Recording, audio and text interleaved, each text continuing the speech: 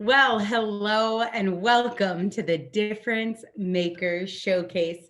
I am so excited you are here. We are kicking off 2021 with our first ever Difference Maker Showcase. I'm so excited today to introduce you to our newest authors and to share their books and their book journey with you.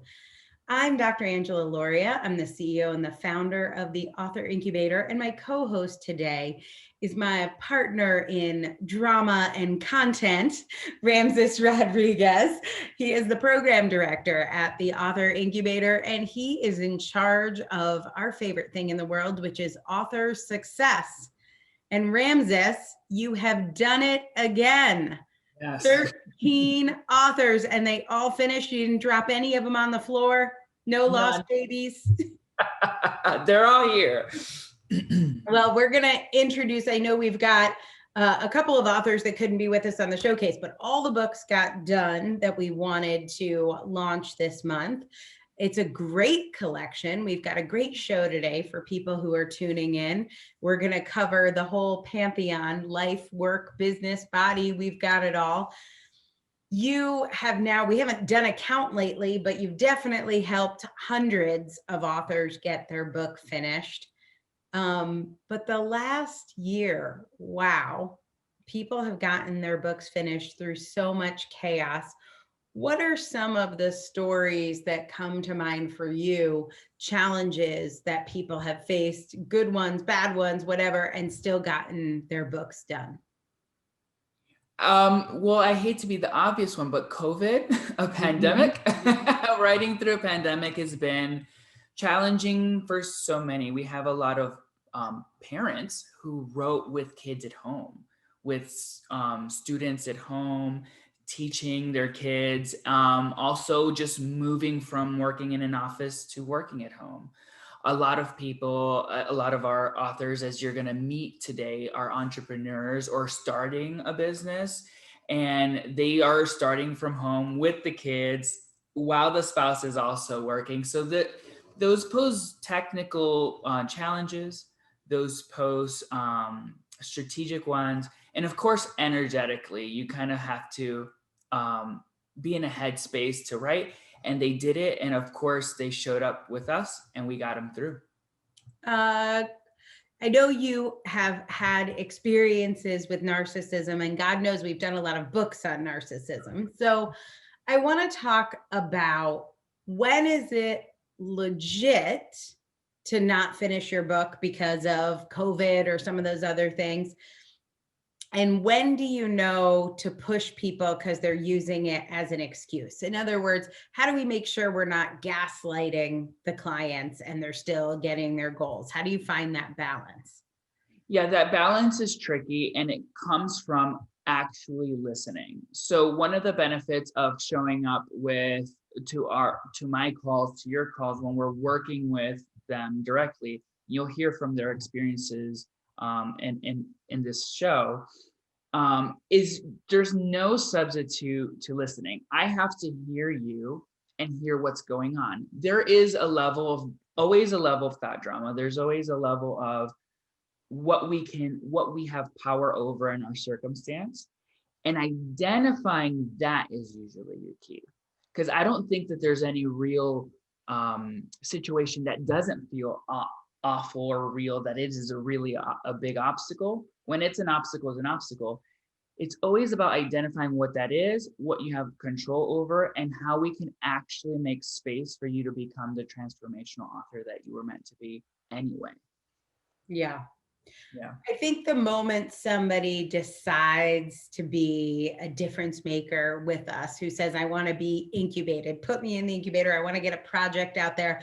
I want my book out there. I want a course out there. I always say it feels a little like standing naked in Times Square, but I want to put out my shingle and hold my message loud and clear. The second you do that, an obstacle shows up, pandemic or not, right? You're like, I want to do this. And then you drop your phone and it breaks, or you get a surprise tax bill, or it always seems like at that moment you get tested by the universe. It's so true. I mean, what I love to say and what I tell people is that when you position yourself to do something big, like share your message, when you position yourself to write a book, create a course, launch your work or your unique ideas, package them up in a way that's going to land. When you make that decision and you feel an alignment to do it, you should expect 50-50 good and the bad. So that's another thing. I always tell people, like, what went wrong really? You should, if you're going to move in a direction of something that feels good and authentic to you, like writing your book and or creating your course, sharing your message. Why is it that every other thing we believe and we own the fact that there's a yin and the yang, up and down, left and right? When we're doing this one thing, all of a sudden, if some little negative emotion shows up, something may have gone wrong. And in fact, I say expect it. Expect both the good and the bad, the positive emotions, negative emotions, and just know that you can lean into, at least for what you're about to hear, they lean into a community, a coaching, and a process that was able to get them from point A to point B, concept to done, no matter what.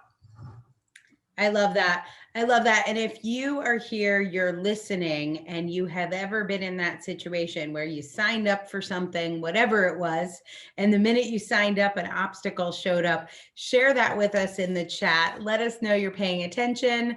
And we've got an amazing story to share today about how all of the authors here got their book done in 5 months during a pandemic with civil unrest and with the holidays, all of those things. So if they can do it, you can too, not because obstacles don't show up, but because when you are surrounded by the right people, when an obstacle shows up, you've got the tools to overcome it. That's what we're celebrating today. We know there's never been a more important time to write a book. On the East Coast, it's 1:11 right now. So I'm going to make a wish, because I know how important it is to stand up and to commit to those things. And my wish for you in the next hour that we spend together is that you're inspired by these authors. You get a sense that this could be possible for you too. And that if these authors have written a book that could change your life or someone you know, that you share these books, you download each and every one of them yourself. And if you're inspired, do a social media post sharing these books as well.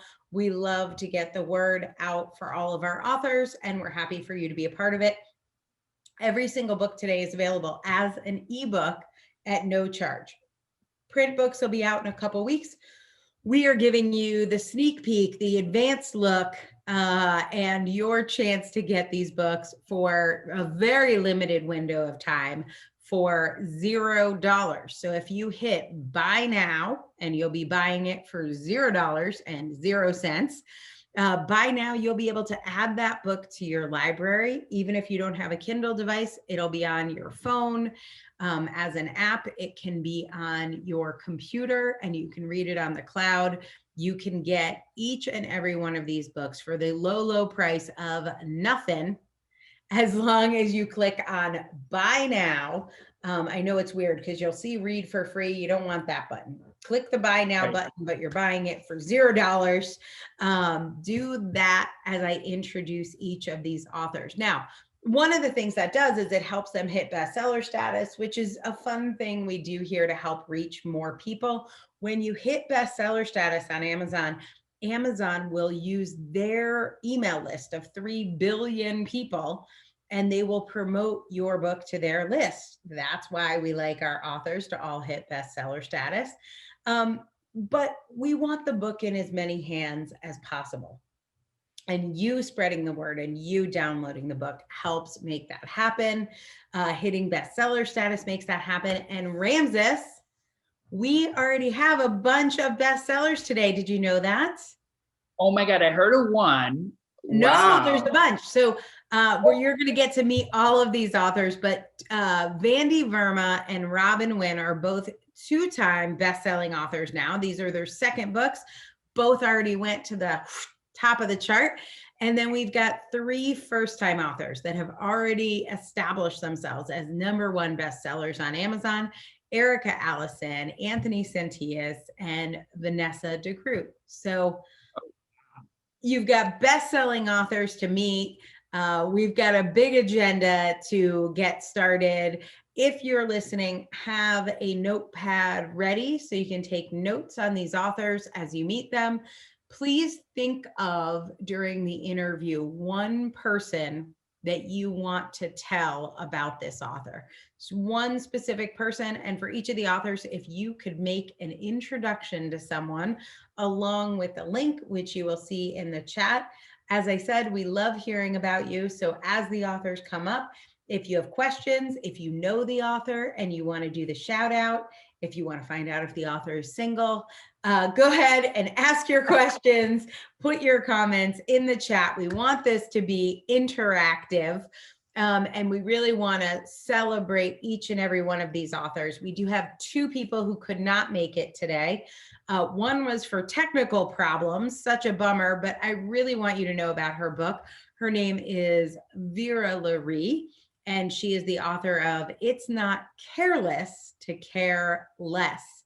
I wish someone told me that sooner. That's one of those sentences, like no is a whole sentence, where you're like, it is. How about that?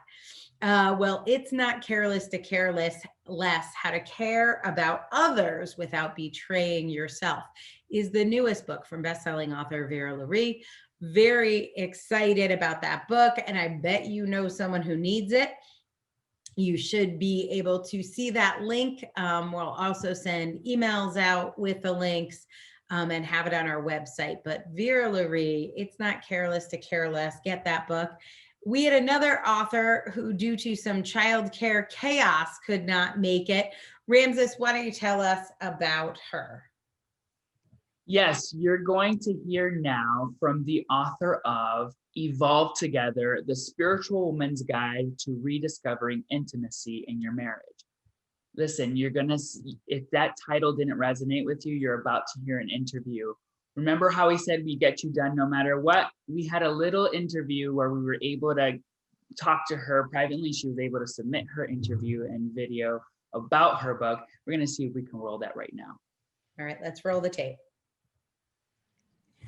Well, hello, Ramses here at the Author Incubator. I am the lead success coach and program director here. And today I have one of our amazing authors who's going to be launching this month, actually today.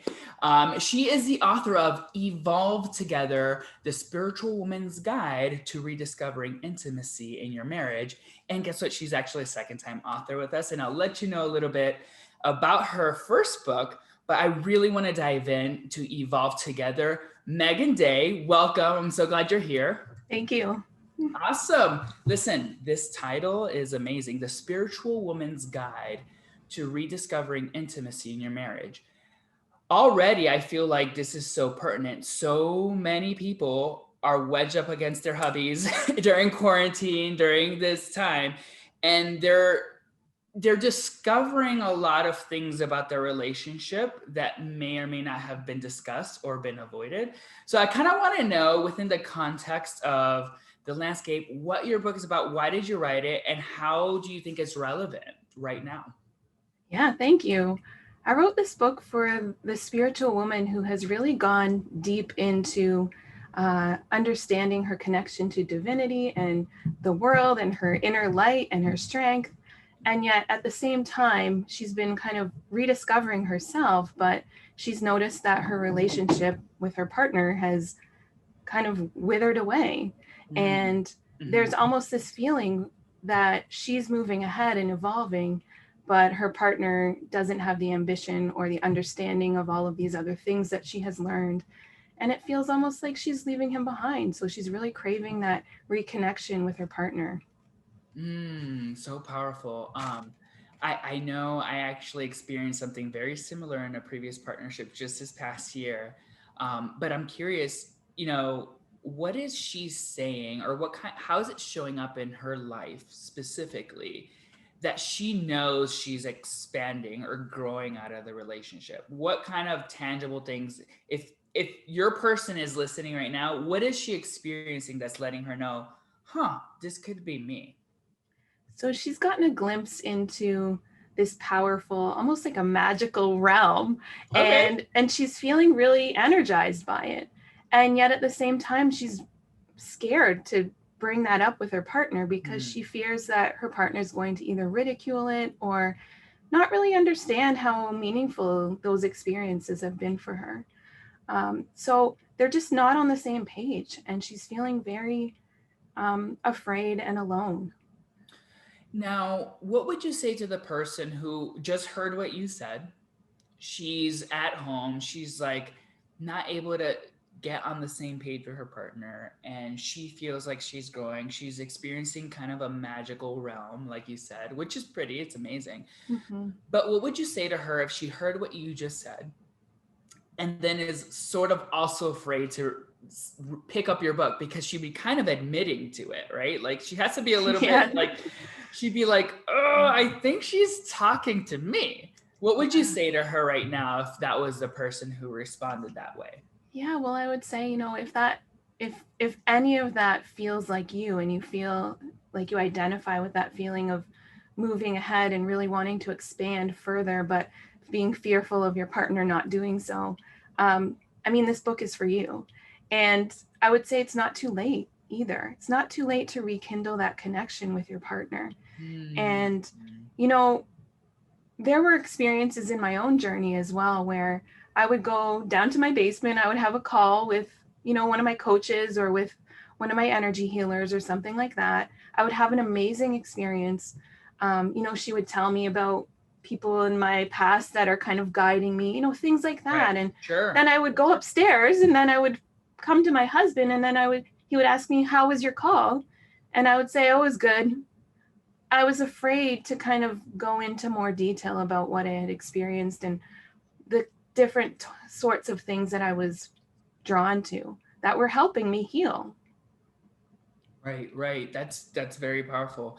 Yeah, I mean, like I said, I went through something similar with a partner. Now, the outcome of that relationship wasn't positive, but the part that you're speaking of, that being able to get on the same page, it was effortful. And at least what I think I'm hearing you say is it is doable. Mm-hmm. Yeah. It's Yeah. doable. Yeah. That's amazing. Yeah. And That's there's, pretty, there are different processes, and I'm not going to get into it too much right now, but yeah. certainly it's possible and it's not too late. And if you're feeling this kind of stirring within you that, that you have a solid connection with your partner, that it's salvageable, that it's not over, and you really want to kind of move past together and move forward together. That's what it's all about. I love that. And your title is beautiful, and it Thank you. captures that evolve together, the spiritual woman's guide to rediscovering intimacy in your marriage. And I can see, and you and I have gotten the amazing opportunity to work, I don't know, maybe like it feels like almost a year and some change now. Yeah, it has been. Yeah.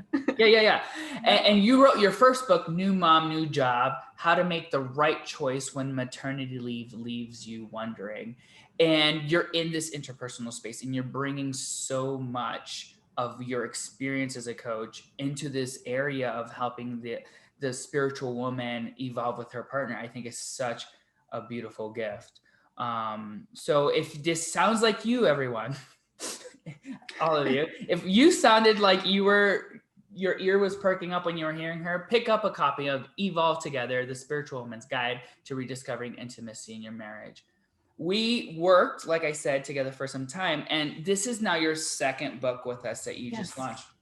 I just kind of want to get a little take on how the Author Incubator served you not only create this book, but really bring in and leverage your experience as a coach into this new work you're doing. When I first wrote my first book, I was a couple of years into my business, and the idea of writing a book was always at the back of my mind, but it just didn't feel possible. I have 2 small kids. They've grown a little bit now, but they're still quite young. And it just didn't feel like it was going to be something I could accomplish. It would be something I'd have to do in retirement. But, when I found the Author Incubator, they had this structure and this guidance system.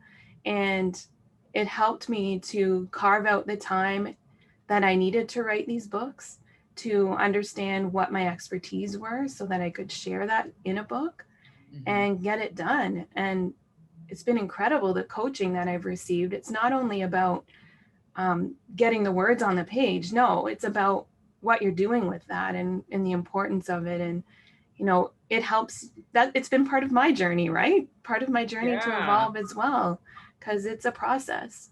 And it's really important to have coaches by your side, like the author incubator, to kind of get you through this. Yeah, it's so nice to see even just your two books kind of develop over time and your message sharpen. A lot of people feel like, you know, who am I with my little idea? Am I to write a book or something? And could you speak to that? Like, how did these two masterpieces come out of you? I mean, that's the beauty of it, that these books come out of life experience and my work with clients as well. So not only did I have a job change, but then I went on this journey myself. And I remember you been through all the things. So yeah, that's where it's come from. And to kind of go into the process thinking, well, this is something I did, but it's not that important. I don't know much about it. But then you learn, actually, I do know a lot about this process and I am able to guide people through it themselves. So it's a really cool process. Amazing. And it's been such an honor to hold space for you as being one of the many on the team who have helped your project move along. And then, of course, you stepping up in the magical way that you did. And look at it. It speaks for itself. Evolve together, everyone. The Spiritual Woman's Guide to Rediscovering Intimacy in Your Marriage. If this sounds like you, if you're looking to reconnect your intimacy in your marriage, reach out to Megan Day and pick up a copy of her book as well. So there you have it. You heard it here first. Evolve together. Thank you so much, Megan Day. Thank you so much. Such a great conversation. I love Megan. What a great author. And she's really stepped up. And I feel this way so often with our authors that come back to write a second or a third or fourth or eighth book. You watch them change so much, and her level of like confidence and clarity and who she is and how she serves. It's so cool to watch that evolution. Yeah, absolutely. All right. Well, I've got one to share now. I love that interview. I want to introduce you to my friend who wrote a book with us, one of our new authors, and that is Tanya Ezekiel. Tanya is the author of Activate Your Opportunities, The Change Agent's Guide to More Impact with Less Stress. Tanya, my friend, author, your book, it's out there. Let's tell people what this book is about. Amazing. Thank you, Angela. Who would have thought? Right? My book is about the journey that I went through as a change agent with a Wall Street job for 15 years and having my eye on a prize all the time and being driven and ambitious to succeed at everything I set my heart to, which, as you can tell, I do, but it cost. And that's what I started realizing about 12 years ago. I went through a personal transformation journey myself and realized, why does it have to be so hard? And I walked out on a 15-year career on Wall Street. And before you knew it, I started a coaching company because I realized that what I had been discovering, I wanted other people to not take the same time and go through the same wear and tear that I went through to get to that point of realizing it doesn't have to be so hard. So I started a coaching company 10 years ago, and I've been working with people for 10 years. And the book reflects, there's a lot of stories of people in there. There's a lot of characters that the reader will recognize and say, yeah, that's me. Sometimes that's me a lot of the times. And it could be me too often, and I'm burning out. And I want this book in their hands before they get there.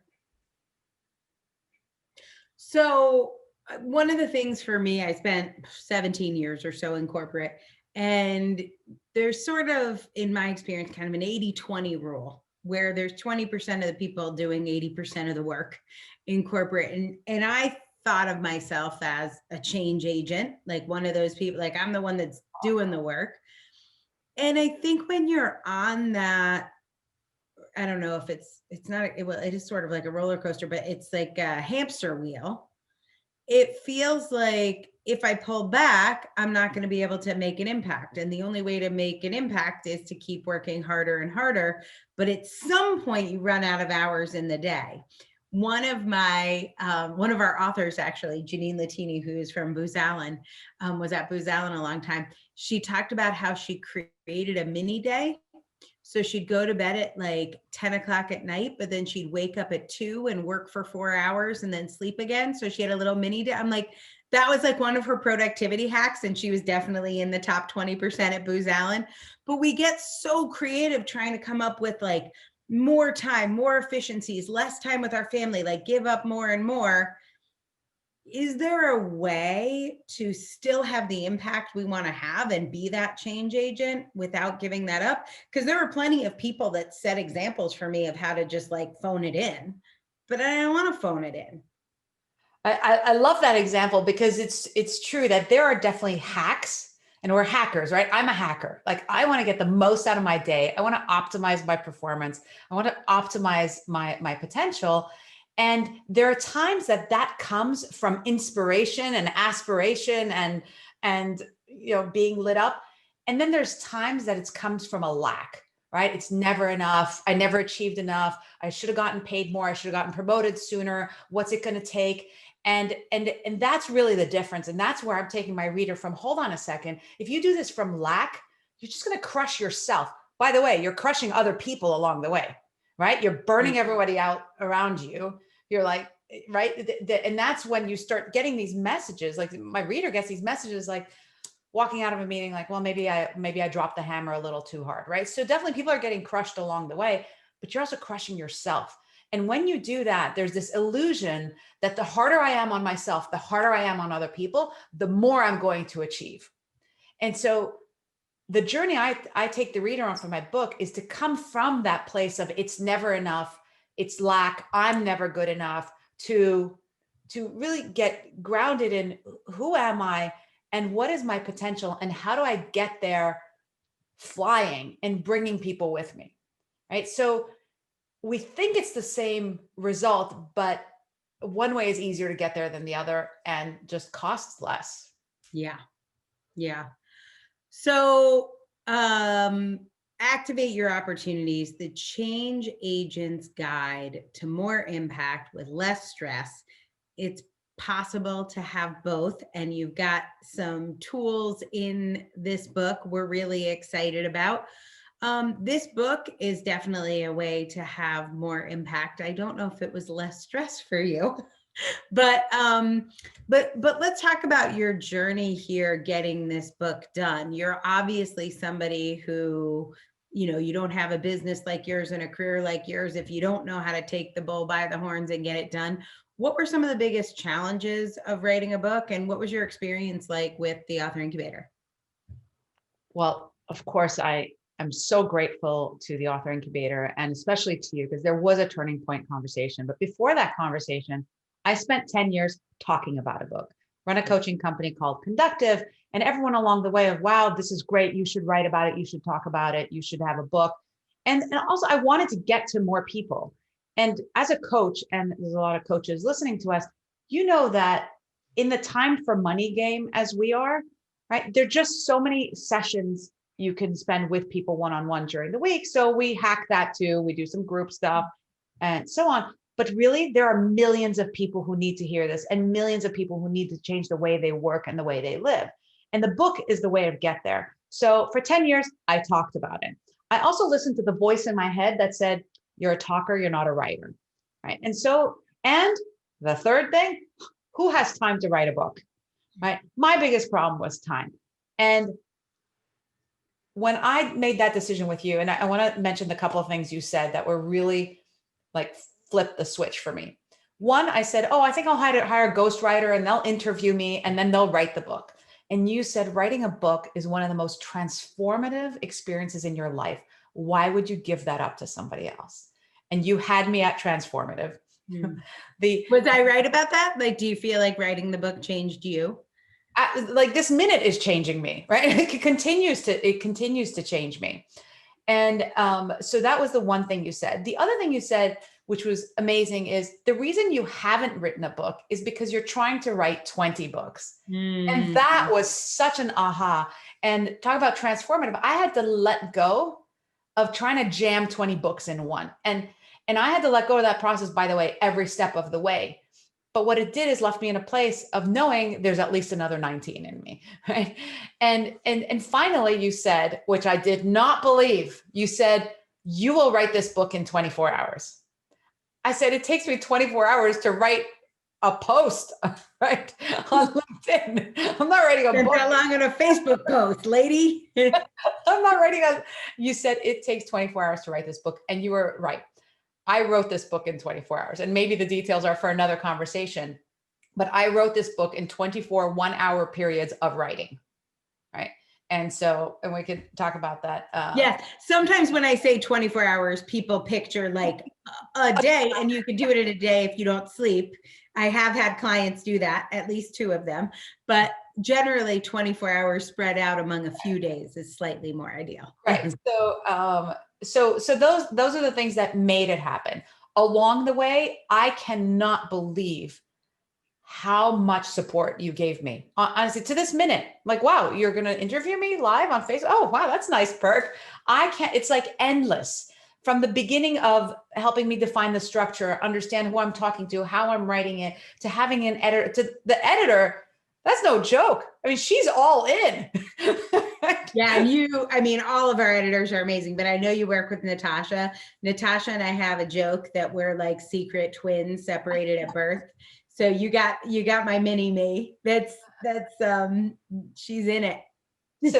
So I would say that I really got so much more than I paid for. I really did, and continue to get so much more than I paid for, and mostly just like the care and the warmth, but the process is no joke. And that's, I'm a business coach. I know how hard that is to nail that warmth and that care with the how. And this is how you get it done, and actually getting us to the finish line. So thank you. So 2 follow-up questions. What would have happened if you hired no one? And what would have happened if you hired a ghostwriter? If I hired a ghostwriter, I probably would have been really frustrated, as I am when sometimes I outsource some of the writing and it comes back. I'm like, well, that's not what I said. And they say, well, that's what you said. And I say, well, that's not what I meant. Why can't you read my mind? Right. And the thing is about what would have happened if I did nothing, time would have just passed. These 5 months would have passed like these 10 years. And I didn't have time. I have 2 young children at home. My husband and I are working from home down the hall from each other. We've all gone through craziness this year. I mean, you moved during this time. I've had so much going on. The kitchen's getting renovated as we speak. But the point is, I was never going to have time. And when I signed up, I laughed. I'm like, the last thing I need is to add book writing to 2020. And if I don't do it, it's not going to happen. So I had no time, but I know how to commit. And once I committed, then you made it easy. Yeah, I think people picture like, well, she had the perfect nanny and the business was, no changes to the business. And then she's just in a cabin in Maine, quietly writing away. And that's not actually how it gets done. It's the commitment, right? Like that's really it's a commitment. And it does take a village, obviously. It takes a supportive husband at the times when I say I'm doors locked for 6 hours. It takes a village, but this is definitely how to get it done. We share a husband's name. So shout out to Paul for being there. I'll never forget your husband's name because I got the same one. So yeah, so shout out to all the husbands out there, but especially the Pauls. Let's show people your book because it's such a cool cover. I love it. Activate Your Opportunities, the Change Agent's Guide to More Impact with Less Stress by Tanya Ezekiel. You can get it now on Amazon. Congratulations, Tanya. I'm so excited for you.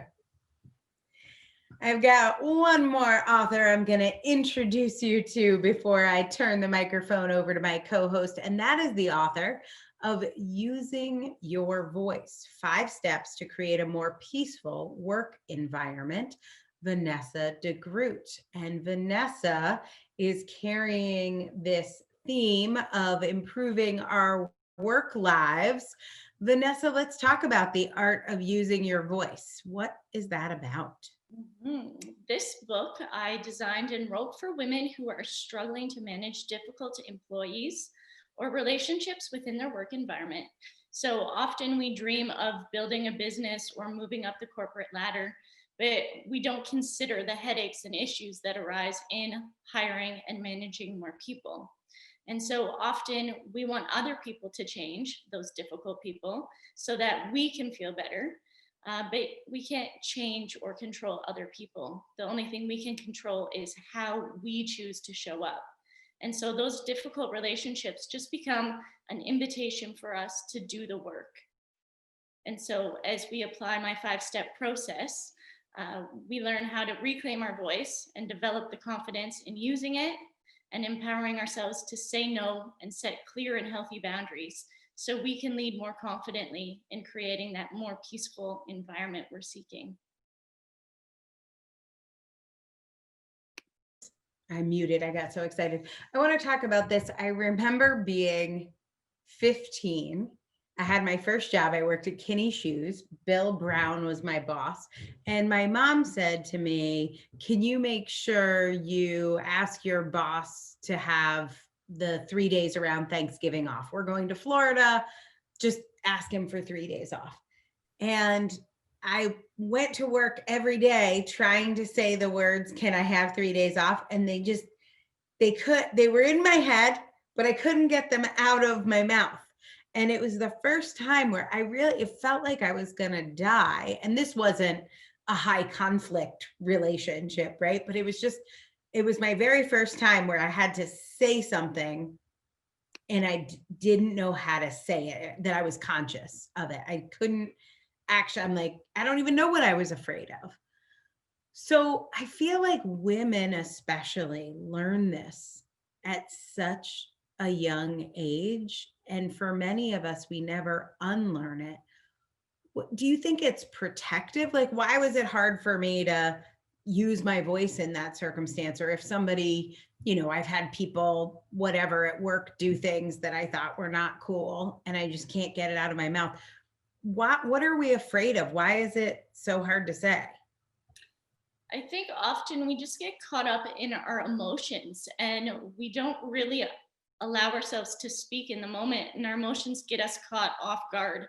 And so it's not until afterwards that we're spinning that track over and over and going, oh, I should have said this, and oh, I should have said that. And so then we start having the conversations in the shower, and before you know it, we're showering with our employees or those difficult relationships, and it's consuming our lives, our relationships at home. And so when we can learn how to acknowledge those emotions and those triggers and learn to work through those, then we become more confident in communicating those needs. Is there a story for you, Vanessa, of how you came to care about this or understand this? Why is this your mission? I've had a person sat me down and basically said, you're going to keep recreating the same patterns over and over again. It doesn't matter where you go. It's just going to keep happening. And so I began to see these patterns that kept reoccurring in my life. And as I started to shift my own way of being and acknowledging just small little shifts, it began to change my own interactions. And as I started changing things slightly, the outcome became different, and I became more confident in speaking up and making my wants and desires more clear and communicating those more effectively. Because this can be very hard to do, what's the upside of doing this work? Why is it worth it? Oh, it's so worth it because you get more confident, you step into your more authentic self, and you honor who you are as a person.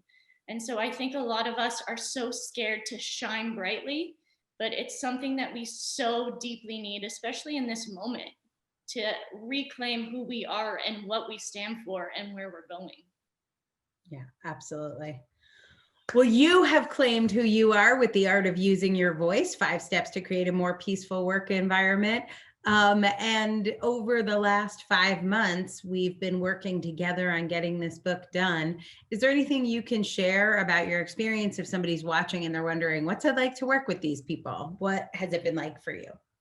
Yeah, it's I struggled in writing this book, and so for about 2 or 3 years prior to this process, I had wanted to write a book, and I actually had an interview with you guys 3 years ago, and I just wasn't ready, and I wasn't in the right space, and so I tried to do it on my own, and there was so much doubt and fear and anxiety that kept coming up. And as I decided to write this book with you guys, the process and the system that you have in place is phenomenal. So I was actually able to write the book within 90 days. And Trevor was there and amazing, my author, and sorry, my editor, and he helped me through the process of getting over those fears and anxieties. And the step-by-step process is awesome because you're just focused on that step and you have everything specifically lined up. This is all you're focusing on right now. And then you check it complete and you move on. And so that was really huge. I love that. I think people write all the time on their own. We write in our journals, we write emails, we write Facebook posts. And so it seems like, what the hell is wrong with me? Why couldn't I write a book? But the process of writing, which is a part of writing a book, the process of writing is only a piece of it. There actually is a way to get a book done, and there's a way to dick around with writing and never finish a book. And most people just don't know how to write a book, because why would you know that? You've been doing other things like learning how to help people use their voice. So it's not an insignificant financial investment. And you obviously thought for 3 years about it. Now that it's done, does that investment make more sense to you than maybe 3 years ago when you were like, why would I pay that much? Or just type some words.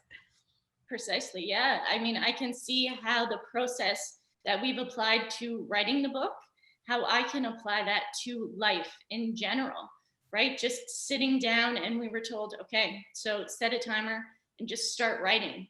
And how we get so caught up in our fears and doubts, but just by doing it and taking the step of starting, right? And so we can take all kinds of different tidbits that we've learned through the process of Author Incubator and apply it into our day-to-day life. I love that you said that, because that is actually one of my goals. I always say the best productivity workshop, you actually do something productive instead of talking about productivity. So really, this is my secret productivity workshop. You just got a book out of it. So, and now everyone else does too. Do you have a cover there? Do you have your, you made it? There it is. Oh, it's so pretty. Oh, it didn't quite make it, but you made it make it. Canada, yeah. The art of using your voice, 5 steps to create a more peaceful work environment. Who do you know that needs this book? Download it for yourself and share it with at least one person. It is by author Vanessa Degroot. So congratulations, Vanessa. Thank you so much. I was going to turn it over here, but I realized there is one more person I am super excited to meet you, to introduce you to. She was my breakfast date this morning, and I am very excited to bring her on here. Her book is called Mom's Conditional Love: Repair Your Relationship with Your Mother so you can love yourself. Dr. Simone Edwards. Dr. Edwards, Mom's Conditional Love. Why this book? Who's it for, and why did you write it? Sure. So I've been in education for over 22 years, and I've noticed that over the course of those years, I've experienced a lot of stories from, my students. One particular student that stands out, and it was always, her complaint about the toxic relationship that she had with her mother. And as a result of that, she's 34 now, it has really impinged upon her trying to build healthy and positive relationships now, to the point where she feels like she's less than, and the fact that mom doesn't love her, someone who should be nurturing her. If mom can't love her, then who can? So I found the common denominator that, a lot of these students who I would speak to, who seem to be struggling for one reason or another just throughout life, And that common denominator, I always kind of research, and it always seems to be that there was something with mom and their relationship, and it was just uncanny to see that commonality, throughout the students. What if it's really bad though? Like, what if your mom is, I don't know, a narcissist or a murderer, enabled your sexual assault, or like, what if it's really bad? Still forgive them? Well, that's the challenge, right? So, and believe it or not, I have come across those stories as well. And I think the most important message here is for the reader to understand that although mom may be, that bad narcissist or murderer, it doesn't really reflect upon them, and they still have to protect their psyche, so that they can flourish and be the person that they ultimately want to be, despite of what mom may be representing or what she may have done in the past. When we think about forgiving somebody who wronged us, and even the wrong almost doesn't matter how much, if it's how you feel about it, right? Sure, When we sure. think about forgiving someone who wronged us, it can feel like letting them off the hook. And how can you do that? How can you let that go without Yeah. letting them off? Absolutely. And I can personally relate to that, because I've certainly been wrong, not necessarily by my mom, but certainly people who I felt close to, or coworkers and things of that nature. And you're absolutely right. It really does feel like you're letting them off the hook, But I think it's important to realize that by you not letting them off the hook, so to speak, right, to forgive them, they're actually still having that power and control over you. And I think it's necessary to utilize tools of meditation and sort of kind of calling that person on the things that may upset you. Kind of going back to what you said before, for some reason, women have such a timid response to things that seem to bother them. And we always second guess ourselves as to whether or not we should speak on that or call the person out so that we can discuss it in a healthy, manner, as opposed to being angry and kind of lashing out. So there's all steps and tools, that you can take to obviously get to that level. Will it happen overnight? Absolutely not. It's definitely a work in progress, but it's definitely something that is obtainable. But again, I think it's important to stress the fact that if you don't forgive and if you don't let go, that person still has power and control over you. And you really can't flourish to be who you're really meant to be. Yeah, it really is. It's when you see it from that perspective, finding the path to forgiveness is so worth it because of what you end up with by doing that. And so much of it too, I think, is just the orientation of your brain. Like if you're thinking about it of, I'll never let her off the hook, I'll never forgive her, just that orientation, as opposed to more of a softening. Sure.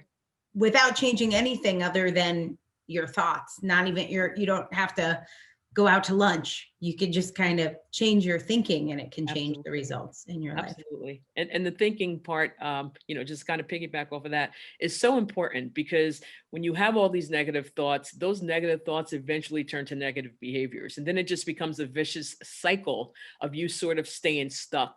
And the important thing is to become unstuck and to be able to move forward in a prosperous journey. Although this is why God made carbs, I'm pretty sure. So there's that. So I want to talk about being a therapist and working in a clinical setting where you see so many different symptoms, so many different conditions, and then coming into the incubator where we say, okay, pick one to focus on. Was that hard for you, taking your body of knowledge and turning it into a book? What was this experience like? What was your biggest challenge having such a broad knowledge base and then turning it into a single book? Yes, I think my biggest challenge is exactly that. There were so many things that I could write about, and ultimately I will, because I actually enjoyed this experience. But I think what spoke most to me was, in light of this pandemic and seeing people losing their loved ones, and the increase of suicide and increase of domestic violence, I think this spoke to me the most, because there are so many that are out there that are still struggling, and especially during, COVID, where we can't see our loved ones, or, we can't go back to our sort of quote of normalcy. I think it's important for them to know that there is hope. And I think that's why I chose this specific topic to focus on first, because I think it was just paramount, and, everyone knowing that there really is still hope, and there's ways that you can get through this with help, with professional help. And there's certainly people out there that have been through what you've been through. You're certainly not alone, and that there's, there's people out there who are willing to help, who really do care. I happen to be an empath, so I don't have to know you personally to actually care about what you're going through. And I think that's always been my story to tell. Yeah. Well, I know that there are lots of people listening who have a rough relationship with their mom, and this is striking some nerves. I want to show them that cover because that image is just so I striking. actually love this cover. Oh my God, you're the bird, not the chain. You're the bird. Fly. Mom's conditional love. Repair your relationship with your mother so you can love yourself again and fly like the birds on that cover. Dr. Simone Edwards, congratulations on your book. Thank you. And thank you guys so much for all of your help. Awesome. Well, we loved working with you. Our authors at the Author Incubator have one thing in common, and it's not that they're great writers, although many of them are, but not all of them. It's that they are committed to making a difference. Many of them are empaths. For those of you who know Myers-Briggs, about 60% of our authors are INFPs. Those are the poets of the world and the empaths of the world. And they know that they are here to help and heal people. And so I'm going to bring my resident empath back, Ramses Rodriguez. He's got some more books and authors to introduce you to. I'm going to let you take it away, and I'm going to sit back and watch some of these interviews. Absolutely. I'm so excited to introduce you to two actually returning authors who are now launching in this moment is their second book. And I want to get right in because you just got to hear about them. The first person I want to introduce you to is the author of Understanding the Centers in Human Design, The Facilitator's Guide to Transforming Pain into Possibility, by Robin Nguyen. Hi, welcome. I'm so glad you're here. I'm so happy to be here, Ramses. Oh my God, this is book number 2, but I want to dive right in because the title of your book is really speaks to one particular person. You're saying Understanding the Centers of Human Design, the Facilitator's Guide to Transforming Pain into Possibilities. So first of all, what is human design in your book about, and why facilitators? Right. So human design is this wonky, crazy, wild, innovative new system that's kind of from the future that really is here to, it's meant for these times. It's meant for these times of suffering. And it was downloaded to a fellow in 1987, a Canadian off the coast of Spain. And it's really here to help human beings evolve. It's here to help us with the suffering and confusion that we're facing. The basic premise is that humanity's like one giant puzzle, and each one of us is a puzzle piece in that puzzle. And we need to bring who we are forward. If we're trying to live somebody else's puzzle piece, we suffer and humanity loses out. So that's a pith of human design. Yeah, and I love what you said there. It was channeled by someone, and a lot of people here who are watching and listening in, tuning in, they're going to know what that means. They're going to know that this was downloaded. So this is a modality of some sort, right? And then you specifically address this book to the Facilitator's Guide. What in that subtitle were you referring to as a facilitator? Who's going to benefit from your book the most? Well, so Ramses, I'm a psychotherapist by training, licensed psychotherapist. And I found when I discovered human design, my world changed with how I worked with clients. So, and then I entered the world of coaching. So really, coaches, therapists, leaders, anyone who's trying to help other people will benefit from this book. That's who I'm thinking of, people who are going to impact others, because this book is it's medicine to help bring back to yourself who you are, what your puzzle piece is, that you're not flawed. There's nothing wrong with you. You're designed to be the way you are. And how do we work with who you are? So is this the book for the facilitator or for the facilitator to use with their own clients or their own patients? Right. Good question. So, so of course, we have to know ourselves first, right? So yes, it's for you. When you read it, you're going to read it and look at your centers and see what's open, what's defined, what that means for you. And then you're going to take it and start working with your clients. It's a both and, really. That's amazing. I love that you said that, because here at the incubator, that we have a number of coaches, and I've always loved the kind of work we could do with you all as you're creating your messages and packaging them up in a very impactful way, that our coaches always work on themselves first to be better facilitators for this entire process. So I love that you said that, because it shows up when you're a coach, you have to do your own work first. And I love that it's going to be a both and, like you said. When you're talking about the facilitator turning pain into possibility, they're working with a client or a patient, right? What kinds of things or obstacles do they encounter with a client or patient that this modality, the introduction of it, could help with? Sure. So let me tell you about a student who was an author, a co-author here, who was took my training to work with her clients. Yeah. And she discovered that she has what we call a defined head in human design. So she's very solid in her thinking and in her mind. She's clear. Her husband, who she's been with for 40 years, has an open head. Very different way of interacting in the world and navigating the world. Okay. And what she said was, it was like, and I get this all the time, light bulbs, like, oh my gosh, we have a great marriage, and this has been between us. This difference that we couldn't put a name to has been between us. Now that we know this, she said, my husband's walking around, I've got an open head, I've got an open head. And now they can laugh about it and play about it and, be curious about it, rather than think. She asked him a question, he doesn't have an answer. And she's like, why don't you have an answer? Right? Have an open head. Right. That's so fun. Does it show up as arguments though? Or for a client, does it show up as like unresolved trauma that you can't seem to work with a client? Like what would be like an example in that relationship you gave us of how that issue showed up specifically? Right. So in that example, she would ask him a question. What do you want for dinner? And he'd say, I don't know. Open head doesn't know. You can't ask an open head for an answer. A defined head, you can ask and they'll have an answer.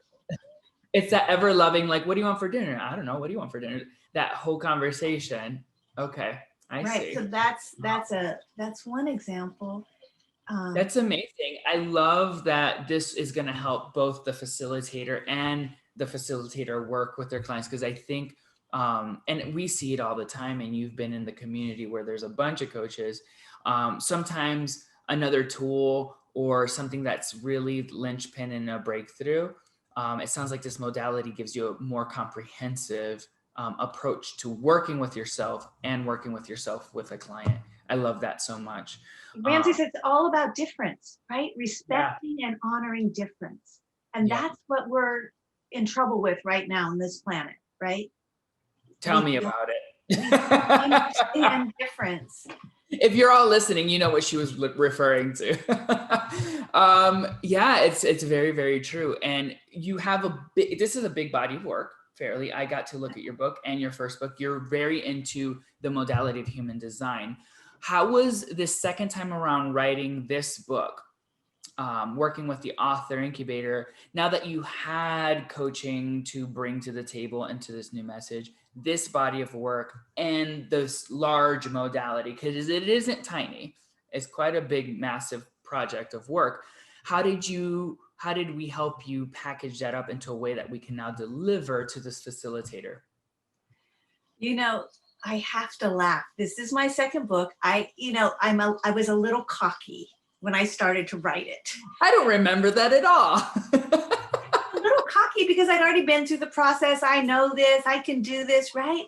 I know the structure, but it was hard. It was much harder than writing the first book, honestly. And that first month I was stalled. I was just stuck. I was refusing to write my book. And my editor was brilliant with me throughout. She never gave up on me, for one, because I got to that place like, I can't do this. I really can't do this. And she just stood by me and helped me every step of the way. They say, a book isn't written. I think somebody said that recently, a book isn't written by one person. And it truly takes a team to write a book. It truly, from the copyright, the proofreaders and the editors and oh my God. So it was hard. It was hard. Yeah. And I love that you shared that, because that was the benefit of having the process laid out. So whether you're new to the process or not, you can get from concept to done no matter what. And if a lot of people don't know this, but before I joined the team, I was a client and I've written 2 books. Same thing. I was a little cocky, but the process just speaks for itself. It'll get it done.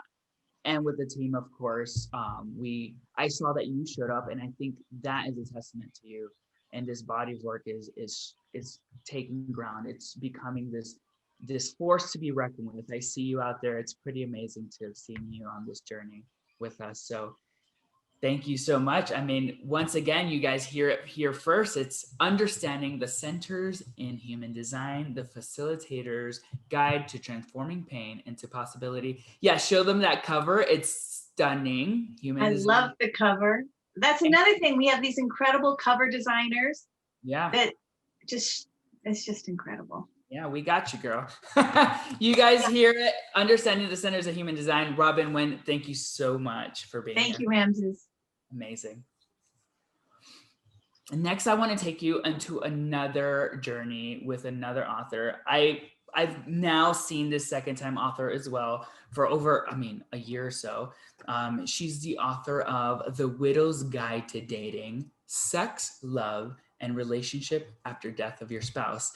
And this is a powerful message. And I'm so glad to introduce you to the author of this book, Charity Pimento Hines. Welcome, Charity. Thank you. What a powerful title and subtitle. Tell us about your book. I want to hear where this came from. Well, my book is about dating after the death of your spouse, and it's pretty much about deciding if you want to start dating or if you want to buy a new vibrator. Basically. I love it. You can do both. You can do both. Yeah. Is this a both and situation? Both right? and. I didn't expect you to just go right in, but we're gonna go right in. We're just gonna. What kind of situation what is the predicament on a personal level that a person who this message would resonate with would be experiencing after the death of a spouse? Why would they feel like they have to make a decision about relationships, sex, a vibrator, all the things? What's going on with them? There is a lot of guilt around the idea of moving on. And actually, I don't even like the word moving on, living on. And you will get so many different opinions from everyone about when you should find someone else. If you should find someone else, and you will literally have people on one side that are like, you're moving too fast, and you'll have people on the other side that you're not moving fast enough. And this book is about really going inward and deciding when you want to move on with relationships, if you want to move on with relationships. Right. Because I think it's really important to realize that happiness isn't going to come from a relationship. that comes from where you are in your personal journey. And then you can look to expand your relationship with someone else. Yeah, I love that. You said, I don't like the phrase moving on. Is there some kind of stigma around moving on from, the death of your spouse? You never move on from the death of your spouse. Right. Yeah. And They are always right. They are always with you. And the reason I ask that is because I think people think, or someone who's in this situation would assume that you have to move on, or that you would have to forget that person. Are you saying that there is a way to take that person along with you in the ride? You take that person on with you. Exactly. You put them in your heart and you take them with you. And hopefully, whoever you end up with, not hopefully, whoever you end up with has to understand that you didn't get divorced. You didn't break that relationship off. I have 2 husbands. One is just happens to be dead. Mm-hmm. It's interesting. What the person who wants to maybe, or is considering to start dating again after the death of their spouse, what kinds of obstacles are they experiencing in these conversations? Like, what kind of confrontations are they getting into? How bad could it get doing this without a kind of game plan on how to approach dating? Really, the biggest thing is realizing, giving yourself the power to do what you need and want to do. Because if you don't give yourself that power, there will be other people that try to take that away from you and How does that decide look for like, you. though? Like, they yell at you or something? I mean, one of my biggest examples is, I think the week that Ollie died, I had someone that said, "Don't worry, you'll meet someone else. You'll remarry." Interesting. And I wanted to tell her that I didn't just lose my husband, as a role. I lost Ollie as a person, and I can never get Ollie back. And it is true. I have moved on. I say that again. I have lived on, and I do have, I am remarried now. But the idea that widows are told, it's sort of like the Hallmark movies, where we are just supposed to move on, and we might cry on set for one day, and then we'll be in Vermont, haha, as I am, and we'll meet someone new and everything will get better, and there's nothing there. It's just wonderful because the original spouse just goes away, and it's great. And is there a stigma around sex specifically? Because that's in your title. So what about that? Like, what is the stigma they're experiencing? The first times that I ever orgasmed, not even with another person after Ollie died, I would cry for long periods of time afterwards, because sex is such an connected to marriage and your partner, and it's a really hard place, and it's a place that we really grieve in. Yeah. Because it's so connected. But as I said, I say a lot, my downstairs didn't get the message that my husband died, that Ollie was gone. My head knew it, but my downstairs was like, why are we not doing this anymore? I'm missing this. Yeah, it sounds like a concept of coupling. I've heard some coaches talk about where, like, the task, and in this case, sexual pleasure, coupled to the marriage you were having sexual pleasure with, it was so interlocked that you would have a visceral reaction as you're having any sex or sexual experience after that marriage. Is that what I'm hearing? Yes. And then you have to add another person in. Like, Another human. Yep. it's uncomfortable. It is scary. And I mean, the first 2 times that I had sex with someone else, I would go in the bathroom and cry Mhm. because it is just discordant to your, you know, if we want to call it muscle memory, or, you know, Sure. that bond that you Yeah. had for so long. I can imagine. Wow. It's very powerful. And with something this sensitive and personal to you, it was important, I'm sure, for you to get it packaged just right into a book, into a message. And this is your second time with us. And this one really hit home as I saw you developing it. It was a beautiful journey. How was working with the author incubator helpful in getting this message out? Well, as you and Angela were talking about earlier, there's always things that come up when you are writing a book. And mine were, I was 8 months pregnant. We had all the kids home for COVID. So this is my 4th child. So what I love about the author incubator is that there are always people that check in and very lovingly go, so how's it going? So what are you up to?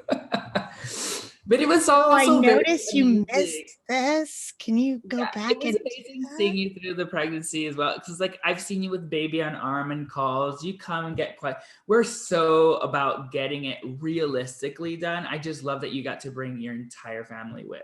You know, it was amazing to see. So amazing. Well, congratulations on your second book with us, Charity. You heard it here first. The Widow's Guide to Dating, Sex, Love, and Relationships After the Death of Your Spouse. Look at her cover. It's beautiful. Wow, that's amazing. I noticed a crack. That's right. It's kintsugi, just like my first book. Yeah, I love it. I love it. Beautiful cover.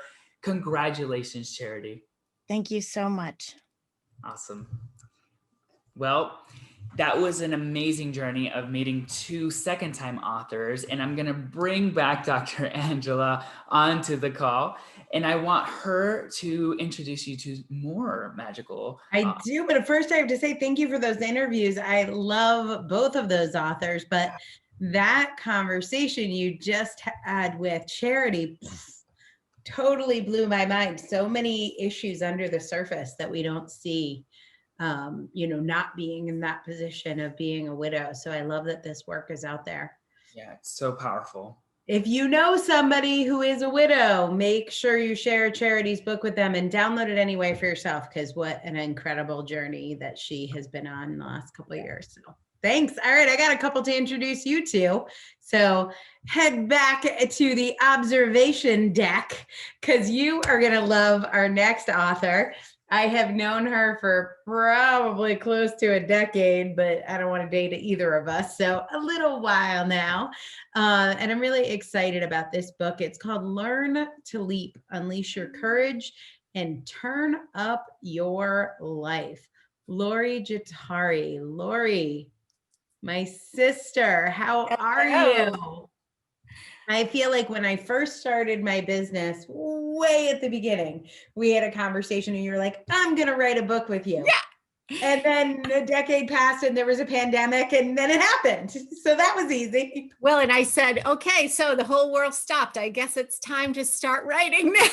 Must be a sign. So, and honestly, I had just moved into a new apartment. And when I moved, I packed all my journals and writing gear into one box. And then we started talking again. And I was like, okay, it's all sitting right there. And here we go. And we're done. So I can't remember now, in the last 10 years, you did do another book, didn't you? I did not. I never finished it. Didn't. I started a beautiful yoga project book and I never finished it. And you never actually finished it. Well, I was wondering, when we first talked, you've been on obviously your own journey, as we all are here, but when we first talked, was Learn to Leap the book you would have expected to write? What did you end up writing about, and how? Because sometimes Marianne Williamson says sometimes you're not pregnant with a book, and I think the book comes when the book is ready to come. So Yeah. what is this book about, and why do you think it took a decade to gestate? Well, because when I started, so I was certified as a coach in '05, and I had always had this idea about how I've been using my life as an experiment and testing and trying these different things, but very consciously watching what reactions I was getting and how things were moving along. And so I think the leap to actually write the book was this feeling of, okay, I need to expose a little bit of myself and my life, and it's time to stop hiding, and it's time to really talk to people about what I had been talking to my clients about in private, in, in the confidential discussions, and realizing over the years that those discussions were really helping them. And so I had like these strange experiments going on in my head about the inside self and the outside self. And I didn't really know, initially, when I was a very young girl, I didn't know what that was and how that was playing out. So 5 decades later plus, I've kind of done my work. And it was actually in San Diego. We had dinner and I said, I'm going to write a book. I think that was 2011. I remember that Allison Clay was at that dinner. Yes. Thiessen. Yeah. They both got their books done before you. So, but you all made it across the finish line. I know. Who is Learn to Leap for? When you imagine this book in someone's hands, changing their lives, who'd you write this for? I wrote Learn to Leap for mainly women, but I do coach a lot of men.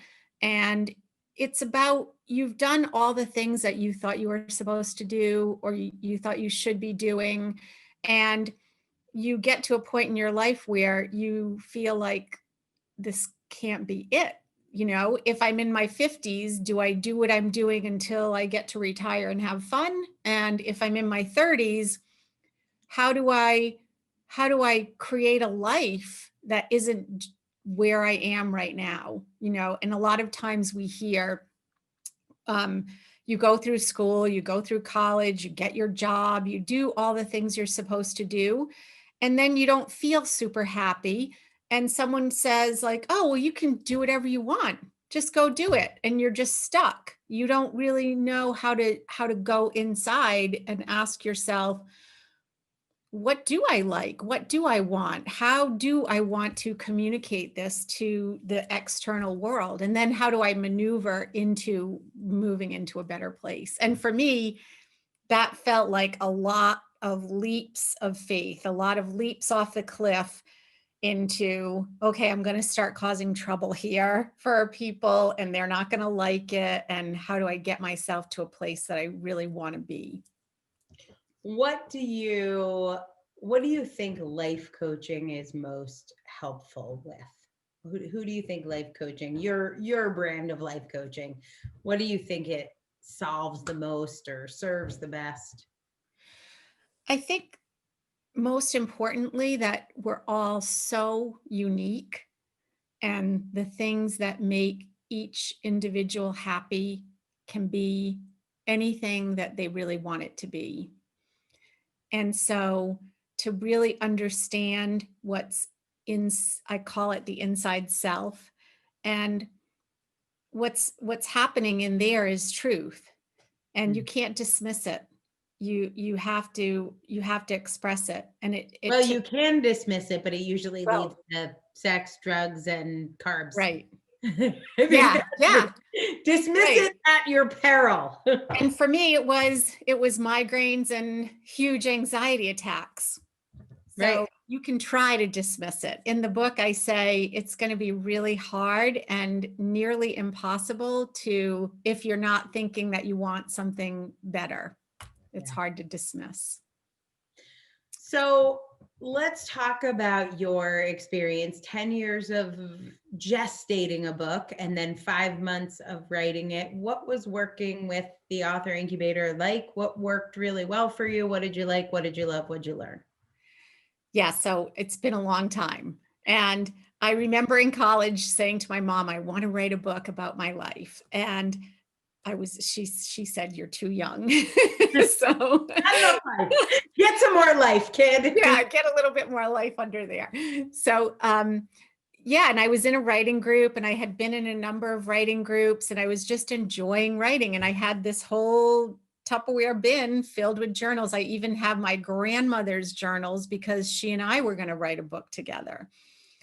And so this has been a calling for me. I just love books. I love reading. I love people's stories. And I felt like, how do I put this together? And I want to say to the author incubator, if it was just you saying, get off your ass and write a book, if it was just Erica taking me week by week, if it was just Ramsey's, if it was just the weekly coaching or the graphic work or the learning through the videos, I mean, any one of those would have been worth it for me. But to have it all bundled in a process where I could just dive in, my process was to dive in every weekend and just be in the writing space and have the guidance of what I needed to do and how I needed to actually play this out. There's no way I'd still be kind of writing in journals and hoping that I get it together someday to release a book. And I want to say all the work you did writing, like all the work in those journals, that's also not gone to waste, because when you sit down to write the book and you have the team and you have the structure, it's going to be able to flow, and those skills that you've learned will also. Yeah. And I learned how to say, oh, that's, journal number 9, and I could snap it in. And there was a point where you said on the video, you're not writing 5 books or you're not writing 10 books. And so when I finished my very first edit, I think I dumped 100 pages because I was like, this is not like it was a lot easier to take big chunks out to make sure that I was staying on track with the writing. And I don't know if I would have been able to do that alone.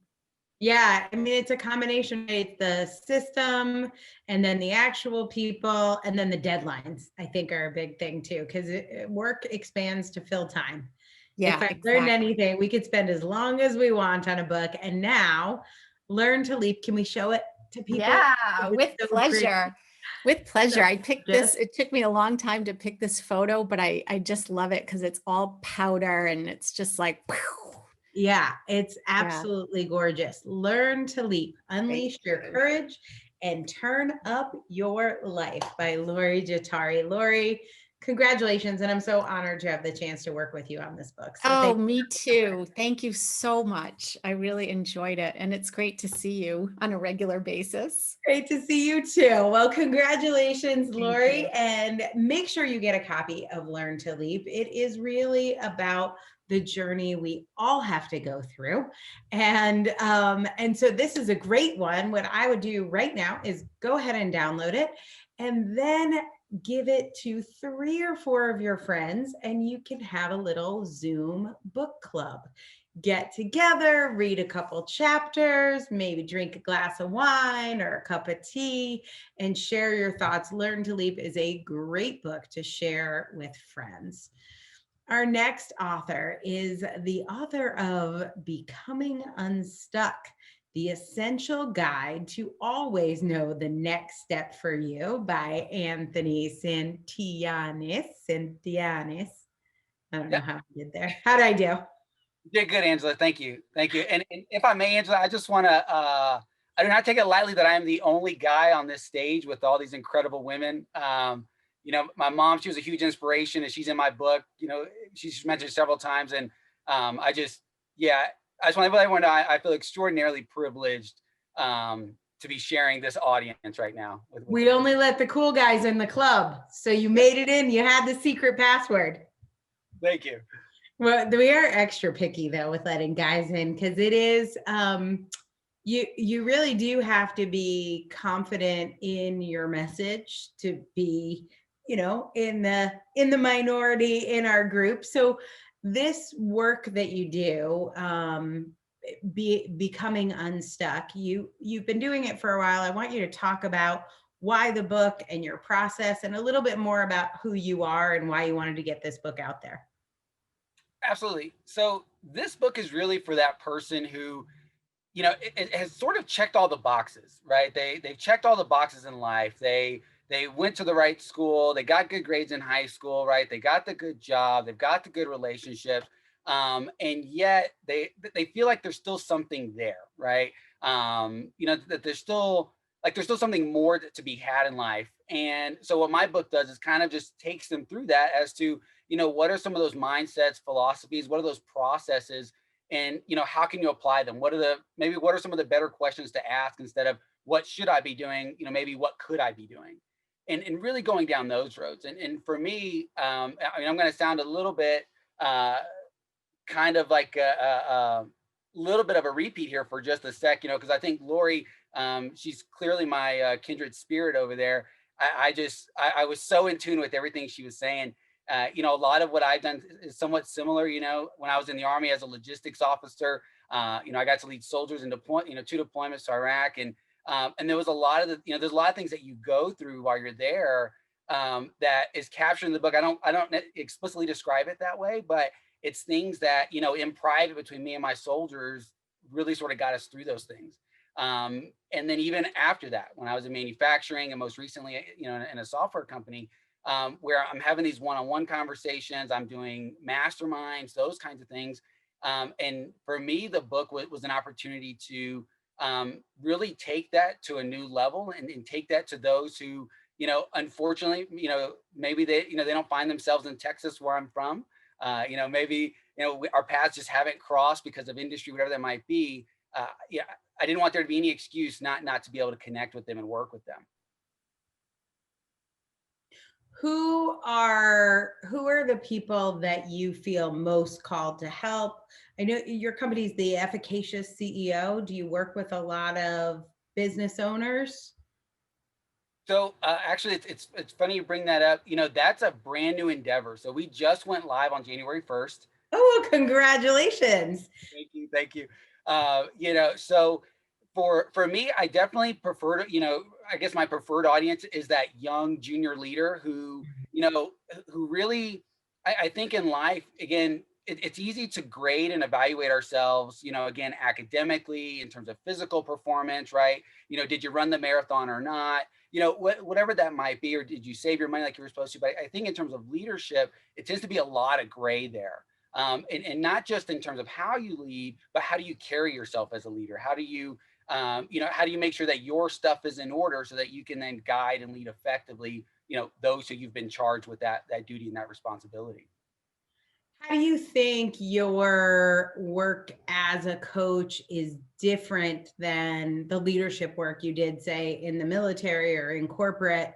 What's different about coaching? What does coaching bring into the mix? So with coaching, coaching for me requires a certain amount of growth and change. So, you know, when I was in the military, and even again in the other industries that I've worked in, you know, you always had some sort of end state, right? We had a customer need that had to be met. We had a mission that had to be accomplished. And in theory, you could accomplish those things without having to grow at all.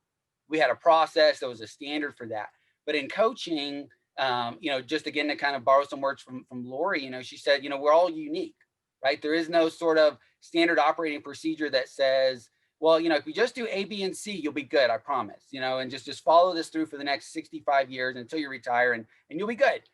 You know, that doesn't exist. And so I think with coaching, you do have to apply that sort of unique approach.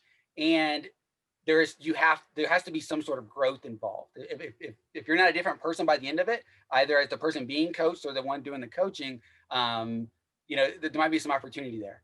Yeah, for sure. I know you worked with Natasha on our team. I think she was your editor, right?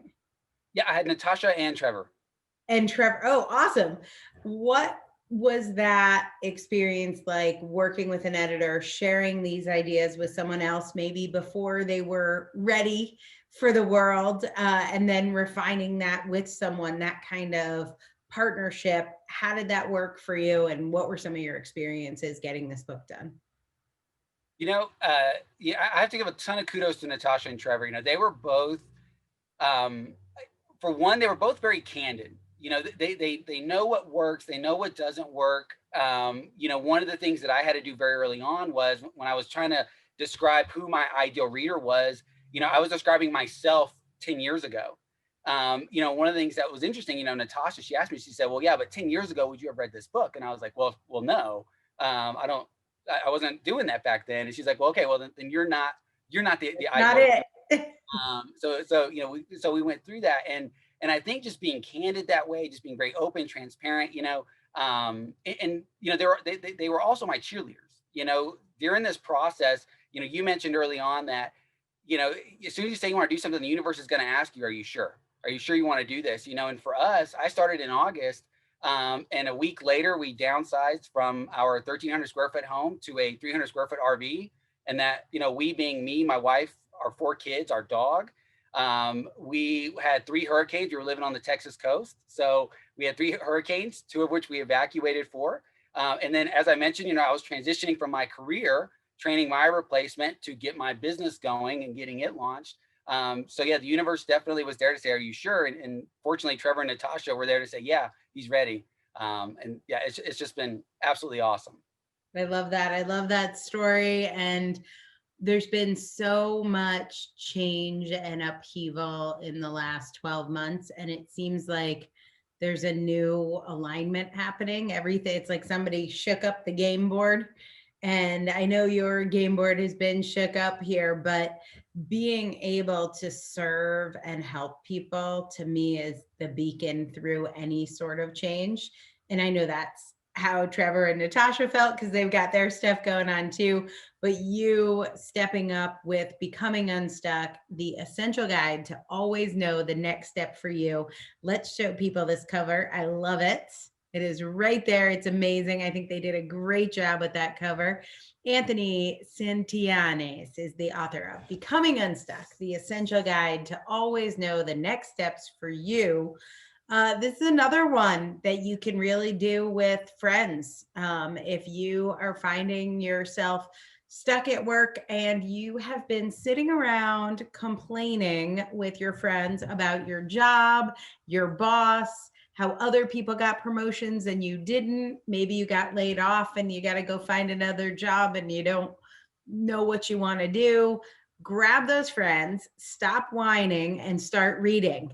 Get the book, find Anthony. He will help you through this journey to becoming unstuck. So congratulations on the book, Anthony. Thank you, Angela. Great job.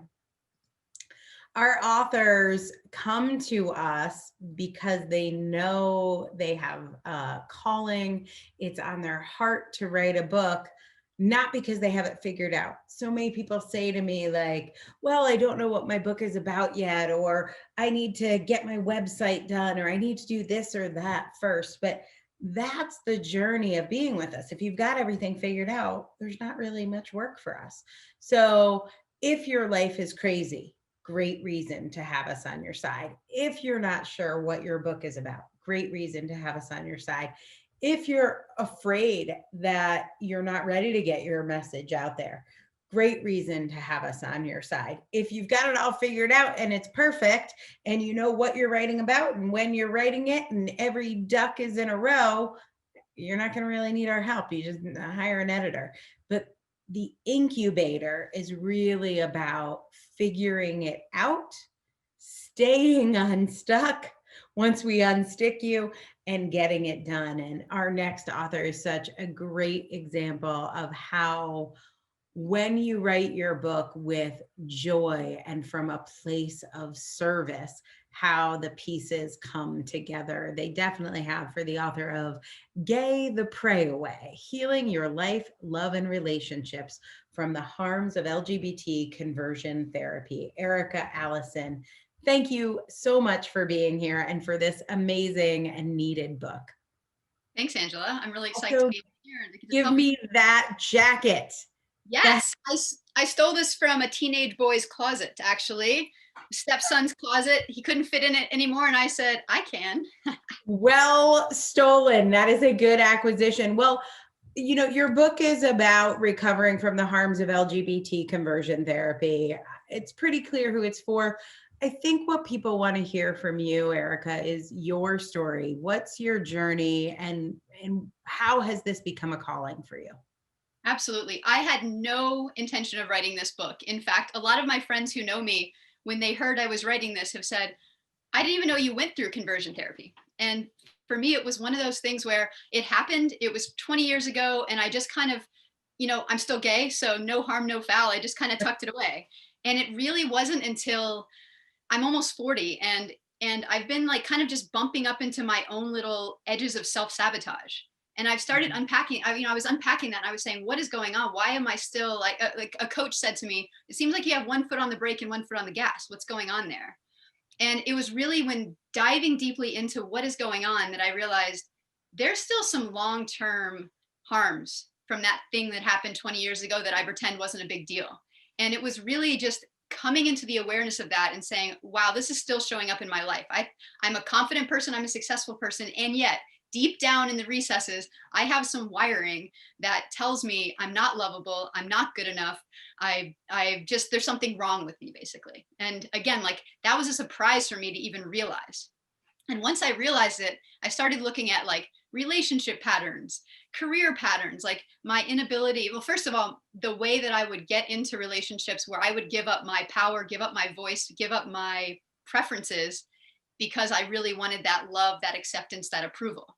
And I started noticing like, am I doing that because of still trying to unwind some old programming that happened to me because of this experience?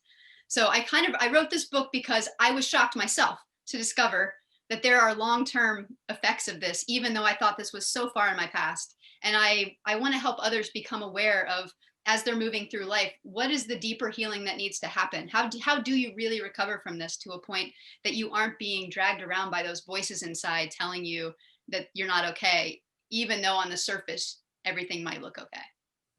A lot of, I think, core wounds come from parental rejection in some fashion.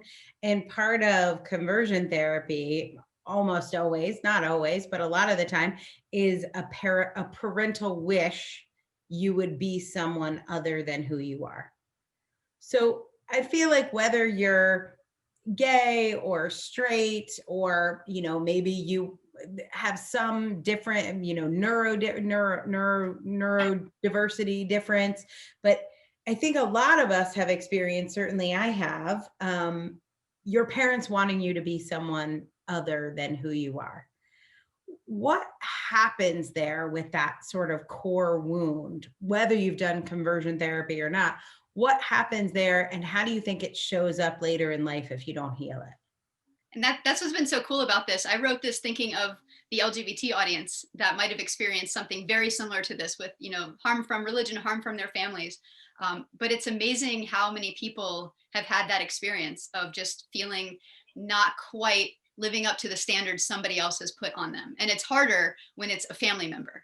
And I talk about this in the book. One of the things that's so pervasive is that typically when it's a family member, it feels like it's love. It's like they love you so much, they just want the best for you. They want you to have the best life. And so therefore live up to the standard that I think is best for you, and you'll have that life that we dream of. But the harms of that, and I think it is universal, if you've ever experienced anything like that, the harms of that is that you now take the center of your value and your worth, and you give that power to somebody else to determine what that is for you. So now my mom's in charge of what makes me valuable, or the church is in charge of what makes me worthy. And that's dangerous. As soon as you move that center of worthiness outside of yourself, you're now subject to the whims of the external, which is never where your power comes from. So I know that I know that your book surprised you. Sometimes that happens. Your book will sneak up on you. What did you think you were coming to the author incubator to write your book about? And how do you think working with us changed your book and your process along the way? Yeah, I think the first thing that drew me here to the Authors Incubator was when I heard your talk about who this program works with. And I saw your slides about people of color and LGBT community, and there are all these diversity focused aspects, and clearly your focus on giving a voice to the people who don't typically have a voice. That spoke my language right away. And I said, okay, this is my community. These are my people. This is who I want to work with. And it's been so authentic throughout. I mean, Trevor, my editor, and I typically will have little battles of who can be the gayest on our editor calls. So it's fun. It's wonderful. And so I think that was the first, is I knew I wanted to do, if I was going to do this, I wanted to be intentional about the community that I did it with. And it's really helped kind of hold me and validate me throughout a process that's quite vulnerable. I mean, I'm telling a story of basically my core wound and what I've been doing to recover from it my whole life. And to know that this group is holding that has meant a lot. And the second thing I'll just say about the experience here is the process. To me, the thought of writing a book seemed very overwhelming, which is why it was never on my list. But the way that this program breaks down the steps, everything was like a snack, little snack bites along the way. And so it's like, okay, I don't have to worry about the end game. I just have to focus on this one thing and get this one thing done by the end of this week. Okay, I can do that. And before I knew it, I was over here looking back at all these small steps, and all these small steps created this book. And it was mind blowing. And it was actually a pleasant process. I had a blast doing it. Oh, yay. I love that. I always say, I don't really care if it's joyful if you write the book, but if it's not, the book can't make the same impact. If you're angsting, the energy that goes into the book is the energy that comes out. So if we can put you in a place where you're like, it's inevitable, this is going to get finished, I might as well have fun, then we've definitely done our job. And there were personal growth pieces too, which I appreciate. Like any opportunity I have to bump up against an edge. My very first day of writing, I had this kind of like fear response come over me, like, oh my gosh, am I really going to share this stuff with the world? And I noticed myself, like, I couldn't sit and write. I wanted to go, grab a snack or go, like, I had all these things that were coming up, and it gave me a chance to just like calm, pause, observe, like, okay, where is this coming from? What is the emotion beneath these responses that I'm having? And how can I maybe use this as a learning opportunity, a growth opportunity? And it was. I love that. I think that's one of the most transformative things about writing a book is who you have to become to get it done and get it out on a day like today. So I am excited you have done this. This is an amazing contribution to the world. It is Dr. gay. Andrew, can I add one more tiny thing?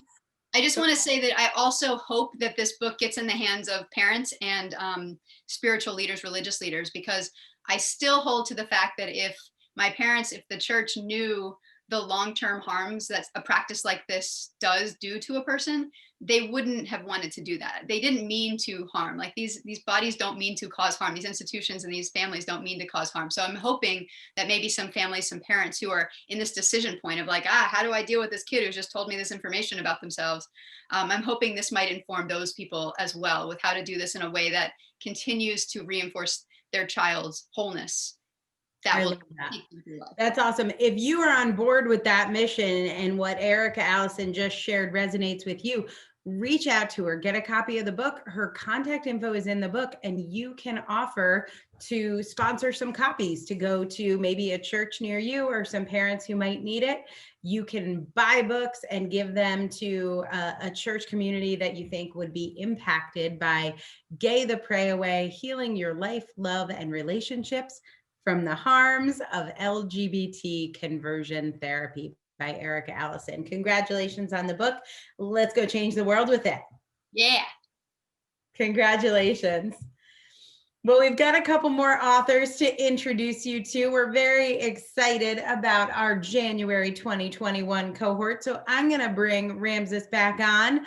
I know you've got a couple folks to introduce them to before we wrap up. So I'm going to turn it over to you. Awesome. Wow. Those were very powerful interviews. I get goosebumps just hearing about it. Well, I want to introduce you to two more goosebump causing authors. I want to introduce you to the author of The Essential, You Can Find True Love, The Essential Guide to Meeting the Love of Your Life by Dr. Jessie Way. Hi, Dr. Jessie Way. How are you? Glad to you're here. Thank you for having me. Awesome. Well, I think the title speaks for itself. You Can Find True Love. What is your book about? Well, it's about being on a journey to find romantic love. Yeah. And you want it. Lots of people are on this journey, right? And for me, it came about after getting divorced and thinking right away, like, I've got to get back on the horse, right? And I've got to find this. And then, after, so 2 ended marriages and several ended long-term relationships, and ending up in a place of heartbreak again, and thinking, all right, there's got to be a different way to do this, and what's missing. And what I noticed was, in all of these experiences, that I was actually abandoning myself. I thought that I wasn't enough. And I thought that love lay outside of myself. And so I decided to go on a journey and come back to who I am and back to my own love for myself. And it wasn't easy to do that. And so I love that you said that, because when someone is looking for true love, they might not be saying, like, I need to come back to myself. I need to find myself. What are they actually saying, though? What are they saying when they go on multiple dates and they're meeting, like, people who just want to have sex with them, or people who just want to, whatever? What are they actually saying? What is their real life like? Because I remember when I was dating and everything, I wasn't thinking I need to come back to myself. I was thinking a lot worse things about my experience. Well, we're always, when we do that, right, we are placing the control over our own happiness in somebody else's hands and in their idea of who we should be. Right. And the fact is that we're actually doing it to ourselves. Like, we have this socialization. But that person doesn't believe that. They think they're justified in being upset in the dating world, right? How do you mean? Yeah, they feel they're justified. Like, hey, this person they just stopped responding. They ghosted me, right? In the dating world. They're going to feel justified in a way, don't you think? How do they get to the point of realizing what you said, which is you're abandoning yourself? It's by kind of just tuning into how you feel in the moment and realizing when you have certain thoughts about not being enough, or certain thoughts of why is this person not available.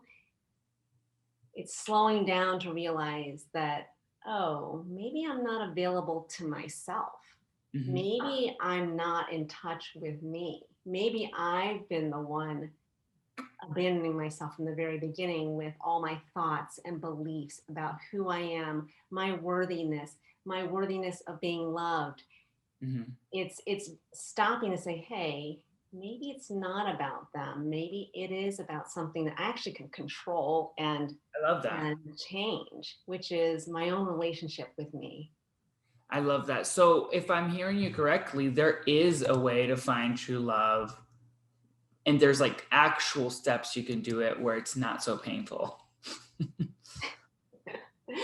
Yes. I mean, I think one truth of life is that actually facing into our own discomfort and looking at our own wounds that we all have from when we were children, kind of, inadvertently or inadvertently, or on purpose, kind of things that happen to us that wound us and then change our beliefs about who we really are, right? And so then we place our power somewhere else, like, again, and this is all about kind of slowing down and considering what is it that we really need, and reigniting that love for ourselves, that coming back to ourselves. And it's a process. It's not something that just happens because someone tells you, well, why don't you just love yourself more? It's not that easy. It's a little bit of a journey of contemplation and being quiet and coming back. Yeah, that's beautiful. Who did you write this? who's the most ideal person to pick up a copy of your book? What are they going through? And who is the one who's most likely to benefit from this book, You Can Find True Love? So for me, the ideal person to read this is someone who has been through a long road of different relationships, might be divorced once, twice, 3 times, and wondering, well, gosh, what can I do? Like, how am I gonna do this? And the thing is, that's not even the primary question of how do I find this romantic love outside of myself. The primary question is actually, how do I actually love myself so fully and wonderfully that it's never about that other person anymore. It's about your own love for yourself, your own lifelong romance, because you're always with yourself. Believe it or not, you're always with yourself, right? And so it doesn't really, those relationships come out of this sense of yourself and your own love and full acceptance of who you are. I love that. It's beautiful. This is your second book with us, right? It's the second book.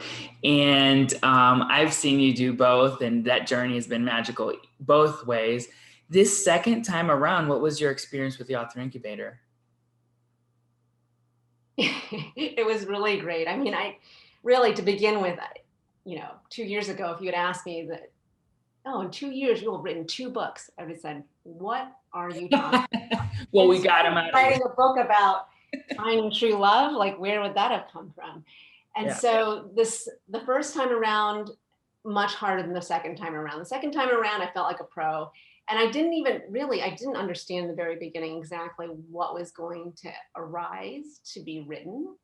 And so it just came from an inspired place. And then it was just this beautiful process that I was ushered through again, it felt a lot easier the second time around. I love it. I love it. Well, I see the cover behind you. I'd love to take a look at it. Listen, if this is you and you're on your path to finding true love again, I say you go ahead and pick up a copy of Dr. Jessie Way's You Can Find True Love, the Essential Guide to Meeting the Love of Your Life. Congratulations. Thank you, Ramses. Amazing. I want to introduce you to another amazing author, second to last author, last but not least, not really, but second to last is Vandy Verma. She is the author of Yes, You Can Be a Badass Coach, 6 Simple Steps to More Freedom, More Joy, and More Impact. Vandy, dear, I love you to pieces. Congratulations. Tell us about your book. Hey, Ramses, the feeling is mutual. Love you too. Yeah, so the book is about how to start your own coaching business and do it in a way that is successful. You know, I feel like I've been there where I was in corporate, I was successful, I reached the executive ranks, and I checked off all the boxes, but the fulfillment wasn't there. The feeling of that you're making an impact in the world was missing. And so I went on a journey. I wrote a book. This is my second book, launched my coaching business. It was very successful. And then I noticed that other people in the world want to do the same kind of work, but they don't know how. So that's why I wrote the book. I love it. When you say you checked all the boxes and the person you wrote this book checked all the boxes, what are those boxes? Like, are those things that they should feel fulfilled with, or what exactly did you mean by that? So, as a society, we have been taught that, do good in school, get into a good college, get a good job, get promoted. Make 6-figure salary, then some more, buy a house in the suburbs, get married, have children, become, keep climbing the corporate ladder or whatever those other avenues are, but more materialistic success, titles and all that. And once you do that, you will be happy. The truth is the happiness is very short-lived. Yes, there is happiness, of course, when you buy your house, when you buy your car, you know, you get Right. promoted, you get a fat raise, yeah. But the happiness is short-lived. Yeah, isn't that an interesting one? And you and I have had this conversation before on calls. And you know my journey too. I came from the genetics world. Like I was I did all the steps. I was a rock star in high school. I went to undergrad. I was like Latin honors, got into grad school, got into I was right into that. And then of course, now you know I'm a coach, but of course I wasn't feeling fulfilled, and it showed up in different ways for me. For me, it showed up as panic attacks. Mhm. You know, like there was a moment where there was actual things I was almost sabotaging myself. In what way does your ideal person, the person you wrote this book for, in what way is it showing up in their life that they are not fulfilled, they're not there? So the biggest problem that my people are facing is that they have a really comfortable life. You know, they have a great salary, a good job, so they want to do meaningful work, but they think that doing meaningful work means working for a nonprofit or doing some volunteer work. Like I couldn't give up my job because I have to sustain my lifestyle. And that is a responsible way to think. It is responsible because by this time, you have a family, you have kids, you have your own retirement and all those things. So, you know, those are practical concerns. This is exactly why I wanted to write a book, not just about rah-rah, like, oh, you can do it, you know, you're a badass and all that. Like, that's all great. Yeah. But then there is the practical element of business. Like, how do you run a business where it's profitable, it's scalable? Where do you start? What's your step one, step two? Just like you know, writing a book, it's like you need to have the passion and the drive, but also the discipline to be able to sit down and type.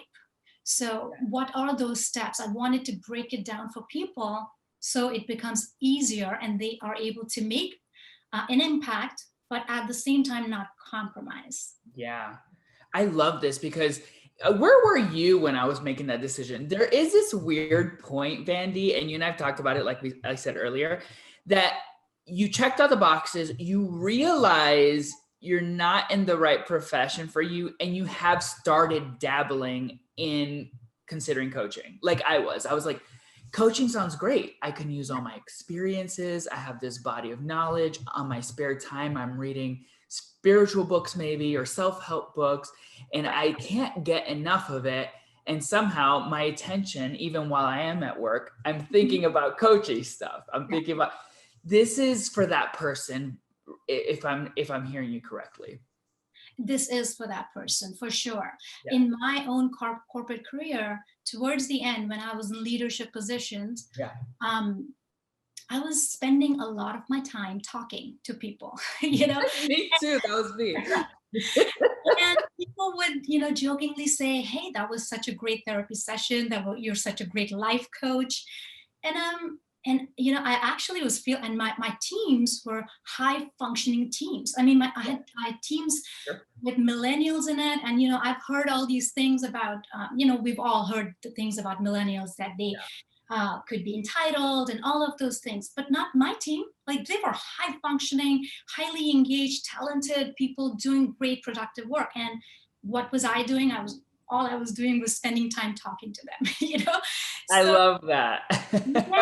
Yeah. And it feels like my story, because I was a lab manager at the Cancer Institute, and I spent so much time talking to people, and I saw myself drifting away from my actual responsibilities. Right. That was like the clue for me.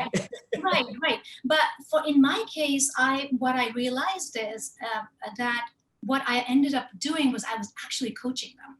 It was really the reason why they were high functioning teams, because they were validated, they were heard, they were appreciated for their work, and they were given, you know, real-time feedback. So anyway, so that's what I realized, that there are so many women leaders out there that are doing such a great job of leading teams. And and even heads of state. I mean, with the COVID, the pandemic and all, not to digress, but the countries with women heads of state, like they have done so much better. So my point is that I've seen so many women, co-workers, peers, that are just really amazing leaders, and they're basically coaching, their team to do better. And they're looking to do meaningful work. They are doing meaningful work, but in a way that this just becomes their, they almost make a career shift, career pivot, and but they just don't know where to start and what those steps are.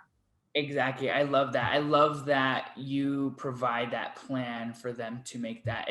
And you know who you are. If you're listening right now and you've been thinking about it, you're like us. You're like Vandy and I, where we wanted to become the coach and you want to know how it would be done.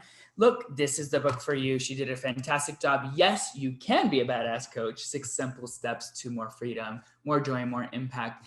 And I love how it came together. And I know that as you're providing a plan for people to move from where they are to a space of becoming a coach, similarly, we have a plan. We had a process to getting your book done and packaging this up.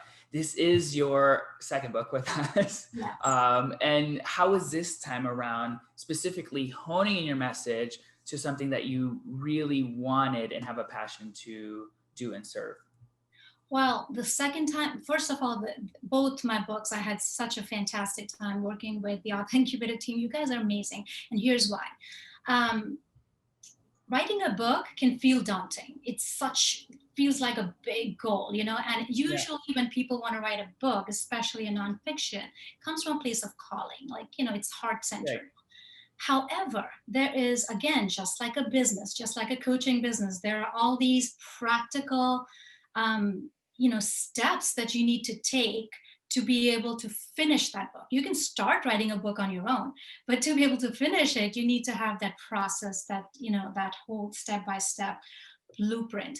And I feel like that is the biggest support that I got from Author Incubator, is that they helped me stay focused, on track with everything, just by breaking it down so beautifully. But that's one piece. But the other piece is also the big picture also keeps going on in the back. It's always present. When I say big picture, means is your message congruent with what is your book congruent with the message that you want to share? Do you need more engagement in certain areas that may be becoming maybe more academic or something, so there's like this amazing positive feedback where they're making sure that it's your book, it's your baby, and it's being delivered in a way that it's really like you have a doctor, you're pregnant, and right. deliver a baby, and there's a doctor who's got your back. Yeah, I love that. And I think your message is and both your books are a great representation of we still letting you, with the process that's here, letting you be the sole owner of your message. We do trust that the goods, and then we're just making sure it gets in a way that is going to be super impactful. And Vandy, you nailed it. And there it is. It's yes, you can be a badass coach. 6 simple steps to more freedom, more joy, and more impact. If this is you, if you're like I said earlier, if this is you and you've been toying around with the idea of possibly becoming a badass coach, pick up a copy, go ahead. Or if someone is contemplating this decision, pick up a copy of Vandy's book. I know that some of us got gifts for you of your titles. If you have yours, we'd love to see it. If not, we could. Do you have it? We haven't had it. On the phone. Awesome. Look, there it is. Badass coach. Hers is arriving it soon. But congratulations, Vandy. This is so exciting. I can't wait to see how this takes off for you. Amazing. Congratulations. So much. I want to bring Dr. Angel on the line because we have one more amazing author that she wants to let you know. It's true. I'm back. Yeah. I've got our final author to introduce everyone to. We're running a couple minutes over time, but if you are hanging out with us, got about 15 minutes left on the broadcast, and we are excited to share our final author with you. Ramses, I'm going to bring you back at the end so we can talk to people about who are watching about how they can work with you and with me and the rest of the editors, Erica and Natasha and Trevor and Corey that everyone's been hearing about, Bethany and Madeline, I can shout them out as well. So we'll come back and we'll talk about that. But first, I want to bring to the stage the author of Get the Respect You Deserve, 7 Secrets for Getting Seen and Heard in Your Job and Relationships. It's Dr. Veronica Anderson with your second book. Yes. Well, I'm so your happy. first book was really for doctors, and it's Stop Struggling. Too Smart to Be Struggling. Too Smart to Be Struggling. Almost had it there. And this is really a departure. Let's talk about what this book is about and why you wrote it. It's at such an important time too. So what happened when I wrote Too Smart to Be Struggling, and I wrote it for doctors specifically, and what ended up happening is women, perfectionist women who are those high achieving women, were resonating with the message from the Too Smart to Be Struggling book. And they realized that they were struggling in their life, in their job, or their relationships, and what's going on, because I'm doing everything right. I've studied, I'm doing everything I'm supposed to do, but things aren't quite working out the way I want them to work out. So what do I do now? And so with this book, what's the next part of that message? And what I love about this title is it really captures the emotion behind doing everything and not getting noticed. I mean, I remember for me in corporate, I would have a year-long campaign to convince my boss we should do something. And then some guy would walk in with a briefcase out of nowhere, some consultant, and he would be like, oh, have you ever thought about doing this? And suddenly it was the best idea in the world. And I'm like, but do you remember? Because I said I had them. It's so much frustration. So I think Get the Respect You Deserve really captures that emotion I had when I'd been working on things for years and they just couldn't get them seen. Yes, and that's the story that I was hearing from my clients, about stories about being passed over for jobs, but also painful situations in relationships where they were thrown out for another person, and they couldn't figure out, well, what did I do wrong? I did everything to support this relationship, and here I am alone, and he went off with somebody else. And what I started to realize is that and some people would actually say, I'm not getting respected. And doctors say that quite a lot. I was in Facebook groups where doctors were saying, we don't get respect anymore. And I was like, well, what is this respect thing that they're talking about? And it's really about being appreciated and how you get appreciated. And so I realized that I was coaching my clients into a place where they were getting a respect and appreciation. But it's a process, it's a method, and nobody ever teaches you that method. They teach you, as Vandy was saying, to check those boxes. But when you check those boxes, you're not learning everything you need to learn. And your parents don't necessarily know how to teach you to do this. Your professors don't know it. You got degrees, you got a bunch of letters behind your names. You're perfect in your relationship, yet you're being passed over. And there's a method to being seen and heard without having a big B in front of your name. Yeah, we got to know the method. I know we need your book, but give us a highlight from the book. What's one of the things you think people do wrong in their attempts to solve this? Well, one of the pieces that people do not understand is that it is the one chapter about surrender to your spirit is about understanding who you are uniquely. And I have to thank one of my fellow authors, Robin Wynn, who talks about that. Part of this is about understanding your unique self, how that means you show up in the world and how other people are reacting to them and understanding how they're unique. And that's just one piece. So once you flow into your unique and authentic self, all of a sudden, how everybody else is acting changes. And so the secret in this book is about how when you are who you're supposed to be, and the steps go through that, other people start falling in line. And it's so sneaky because it almost feels manipulative to be doing it this way, that other people start falling in line and you start getting what you want. But that doesn't just happen because you make them do it. You learn, what do I have to do with me that's going to make everything else flow the way it's supposed to flow? Tell me how you are working with people these days. Do you do coaching? Are you doing medical practice? If people want to know more about the 7 secrets, what are their options for getting more Dr. Veronica in their life? Yes, I've been doing coaching and I was pulled into that. I was an eye surgeon, and then I left that and went into holistic practice and functional and integrative medicine. And I was coaching people with health transformations. But what started to happen was practitioners started to come and ask me, well, how do you do this? How do you do that? How are you so confident? Blah, blah, blah. And so I fell into coaching practitioners.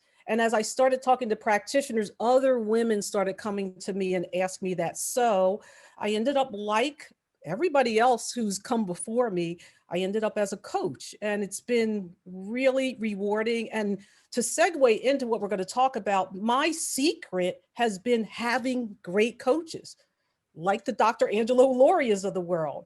And that's one of the secret sauces of getting what you want. Somebody's got to tell you, here's the fast track. The fast track is somebody tells you how to do it, and then you listen to them and trust the process and do it. And so I do that with my clients, but I also lead by example. I have some wonderful coaches, including the author incubator and all the people that picked me up off the floor when I was struggling through my book, because it was a struggle. It's not easy to write a book. And I mean, but once you do it, and you realize I have a process, how am I going to tell people about this? You realize that I'm getting coached, I'm coaching other people, and it all just weaves together. I'm going to tell you a slightly vulnerable story, which is I made a bunch of videos in about a year ago in January. Is the last time I went out to LA, and I made a bunch of videos before the pandemic. And I watched them. We were rolling them out all year, and they were sort of hard to roll out because they didn't consider the pandemic. So I had 6 months of videos to roll out, but now they were weird. And I watched them, and they were edits. So to make the videos, I would talk for like 30 minutes, and then they'd find like the 3-minute sound bites that like looked and sounded really cute. And I realized I was doing a thing that I think happens in the coaching industry that's a problem. And what happened, and I've complained about this forever in the industry, but is like a tendency to victimize the victims, to not acknowledge or to bypass traumas, real stuff that happened, real stuff in the 3D world, and to jump right to, you have to change your thoughts or you have to change your behaviors. And when I think about this book, Get the Respect You Deserve, there could be some of that in there of like, well, it's all you, you'll get the respect you deserve when you act like it, as opposed to saying like, hey, and there's also some dicks at your office that aren't treating you right.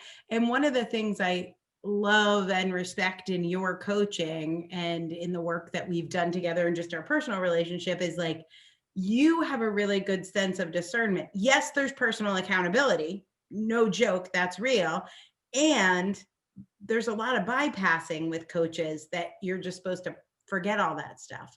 So your experience as a coach, or your experience with the author incubator, what can you share about how do you find a coach that that has that discernment or that balance. Do you know what I'm talking about? You have to watch how people actually live their life. And so I have to say that watching you and that you're real, that's important. It's not just a bunch of talk. You've done it before yourself. And we see all your stuff laid out there. And when I coach my clients, and in my book, there's some, I tell them all my crap about, but I tell them about all the other people around too and what their role was, because we're all living in relationship. This is about relationships too. We're living in relationships. So part of it is understanding, okay, there's other people out there. This is who they are. Understand who they are, and understand also that they're not going to change, accept that who they are. Now, what are you going to do about it? Instead of whining and complaining, there are steps you can take to make things better. So, without saying that's not who they are, it's all you. You're the only one that messed up here.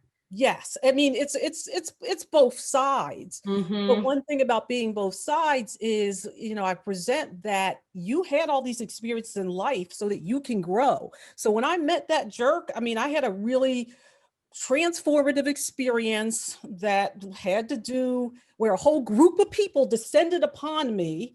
And I was just like, okay, well, what can I learn from this? And as I was going through that experience, I was like, okay, well, here's what I did. I'm this particular spiritual design. I have this thing in me that's called the freak genius, where either people say you're wonderful or, oh my God, you're crazy. And I saw that happen, but that also allowed me to learn and teach other people about themselves and how they can perceive and why, without just casting blame on them. I bear part of the blame, but it doesn't say they weren't jerks. They were absolutely jerks.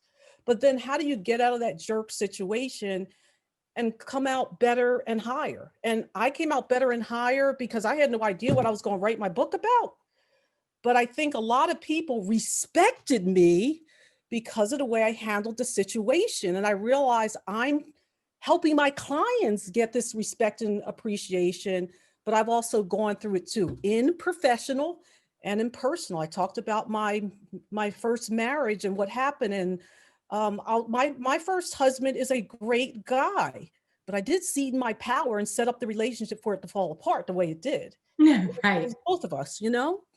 Well, I love that you have taught me so much about integrity, showing up all the way, and really living in that space of the both and of taking responsibility completely and seeing things for how they are. So do you have the book cover? Oh, Forget the absolutely. Respect You Deserve? Let's show everybody because it's divine. I love that cover. And I want to say the cover was picked because every woman should be able to see themselves as gold that they are, and also a queen. So this is what this is about. You look at this and you realize you are, but the other part about it is you can see it. And when you learn this method, other people are gonna see you just like this, a precious gold jewel that's a queen.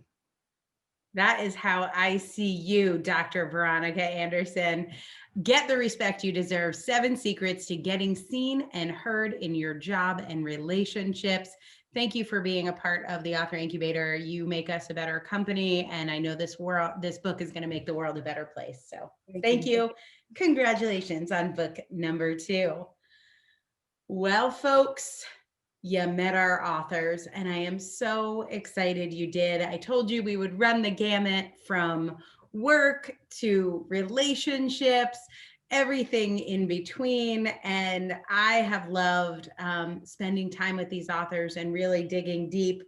Ramses, I know, people really feel like they aren't good enough writers yet. They're not worthy of the investment of their time and money to work with us. They've got to become a better writer and get their book idea together. I want you to share what you look for, and when you as an author success coach are like, oh shit, versus, okay, we can work with this. What does it take to be successful at the Author Incubator? I think what I look for is, especially when someone comes right in, I still have my eye open, right? We take pride in making sure you didn't land in a pond of stranger things that doesn't fit for you either. So when I'm looking at someone coming in, I'm looking for a conviction to a message. And it's gonna sound messy, and I know that. It's gonna sound like, oh, I read a book by Byron Katie, or I remember this seminar I went to and I applied some of that to my life, or I now have a great relationship with a kid, or I was able to overcome a relationship. It'll sound like a mishmash of ideas that are like self-helpy. If that sounds like the person, if that sounds like you are the person who has what it takes, because it should be messy at first. It's like, it's all the things you want to say. And then also just a conviction to wanting to make some kind of impact with that message. We don't always know what that looks like. We don't. We know there's a tapping of the shoulder, I think we say sometimes, where you're kind of called to share a message. It could be a book, create a program. You want to help someone, and you know the things you've been doing have helped with so many things. How do we get that to a specific thing you can help with? And how do we package that up in a way that's impactful? And that's the kind of person that really is a great fit. And we get them there. The thing that always makes me nervous is when people show up and they're like, I already know what my book is. These are my chapters. I've already written a draft. This is the title. They usually start with the title. My book is called, and I'm like, oh, good. It's going to be a hard one. We're going to work for this money. Yeah, it's definitely that the person who comes in with the title is a very special case, because here's what I challenge people to think. Most of your ideas will come into the form of a title. It might wake you up at night. You might see the book cover, but it's still kind of an idea, right? And if someone realizes and owns the fact that it's just an idea, and then you can grow that and sharpen it up in a way that's impactful, that's the person who's willing to step into that kind of role and process. That's the person. If you come in with a book already written, you don't necessarily need that. Right. And be ready to be coached. Well, if that sounds like you can take advantage of this moment to transform your readers by going to theauthorincubator.com/apply. There'll be a link around here somewhere, or just go to theauthorincubator.com. Don't leave off the word the. THE, authorincubator.com/apply. While you are there, make sure you sign up for our list. If you're not already on it, we will follow up with this recording and all of the ebooks. If you haven't gotten them already, we want to make sure you download each and every one of these books. We are really focused on getting these books out in the world, and you can help. So download them, share them with people that you think it will help. Ramses, I was just realizing earlier, I was supposed to launch this company in January of 2013. It was actually launched on February 7th. But this is about 3 weeks away from our 8-year anniversary of doing this.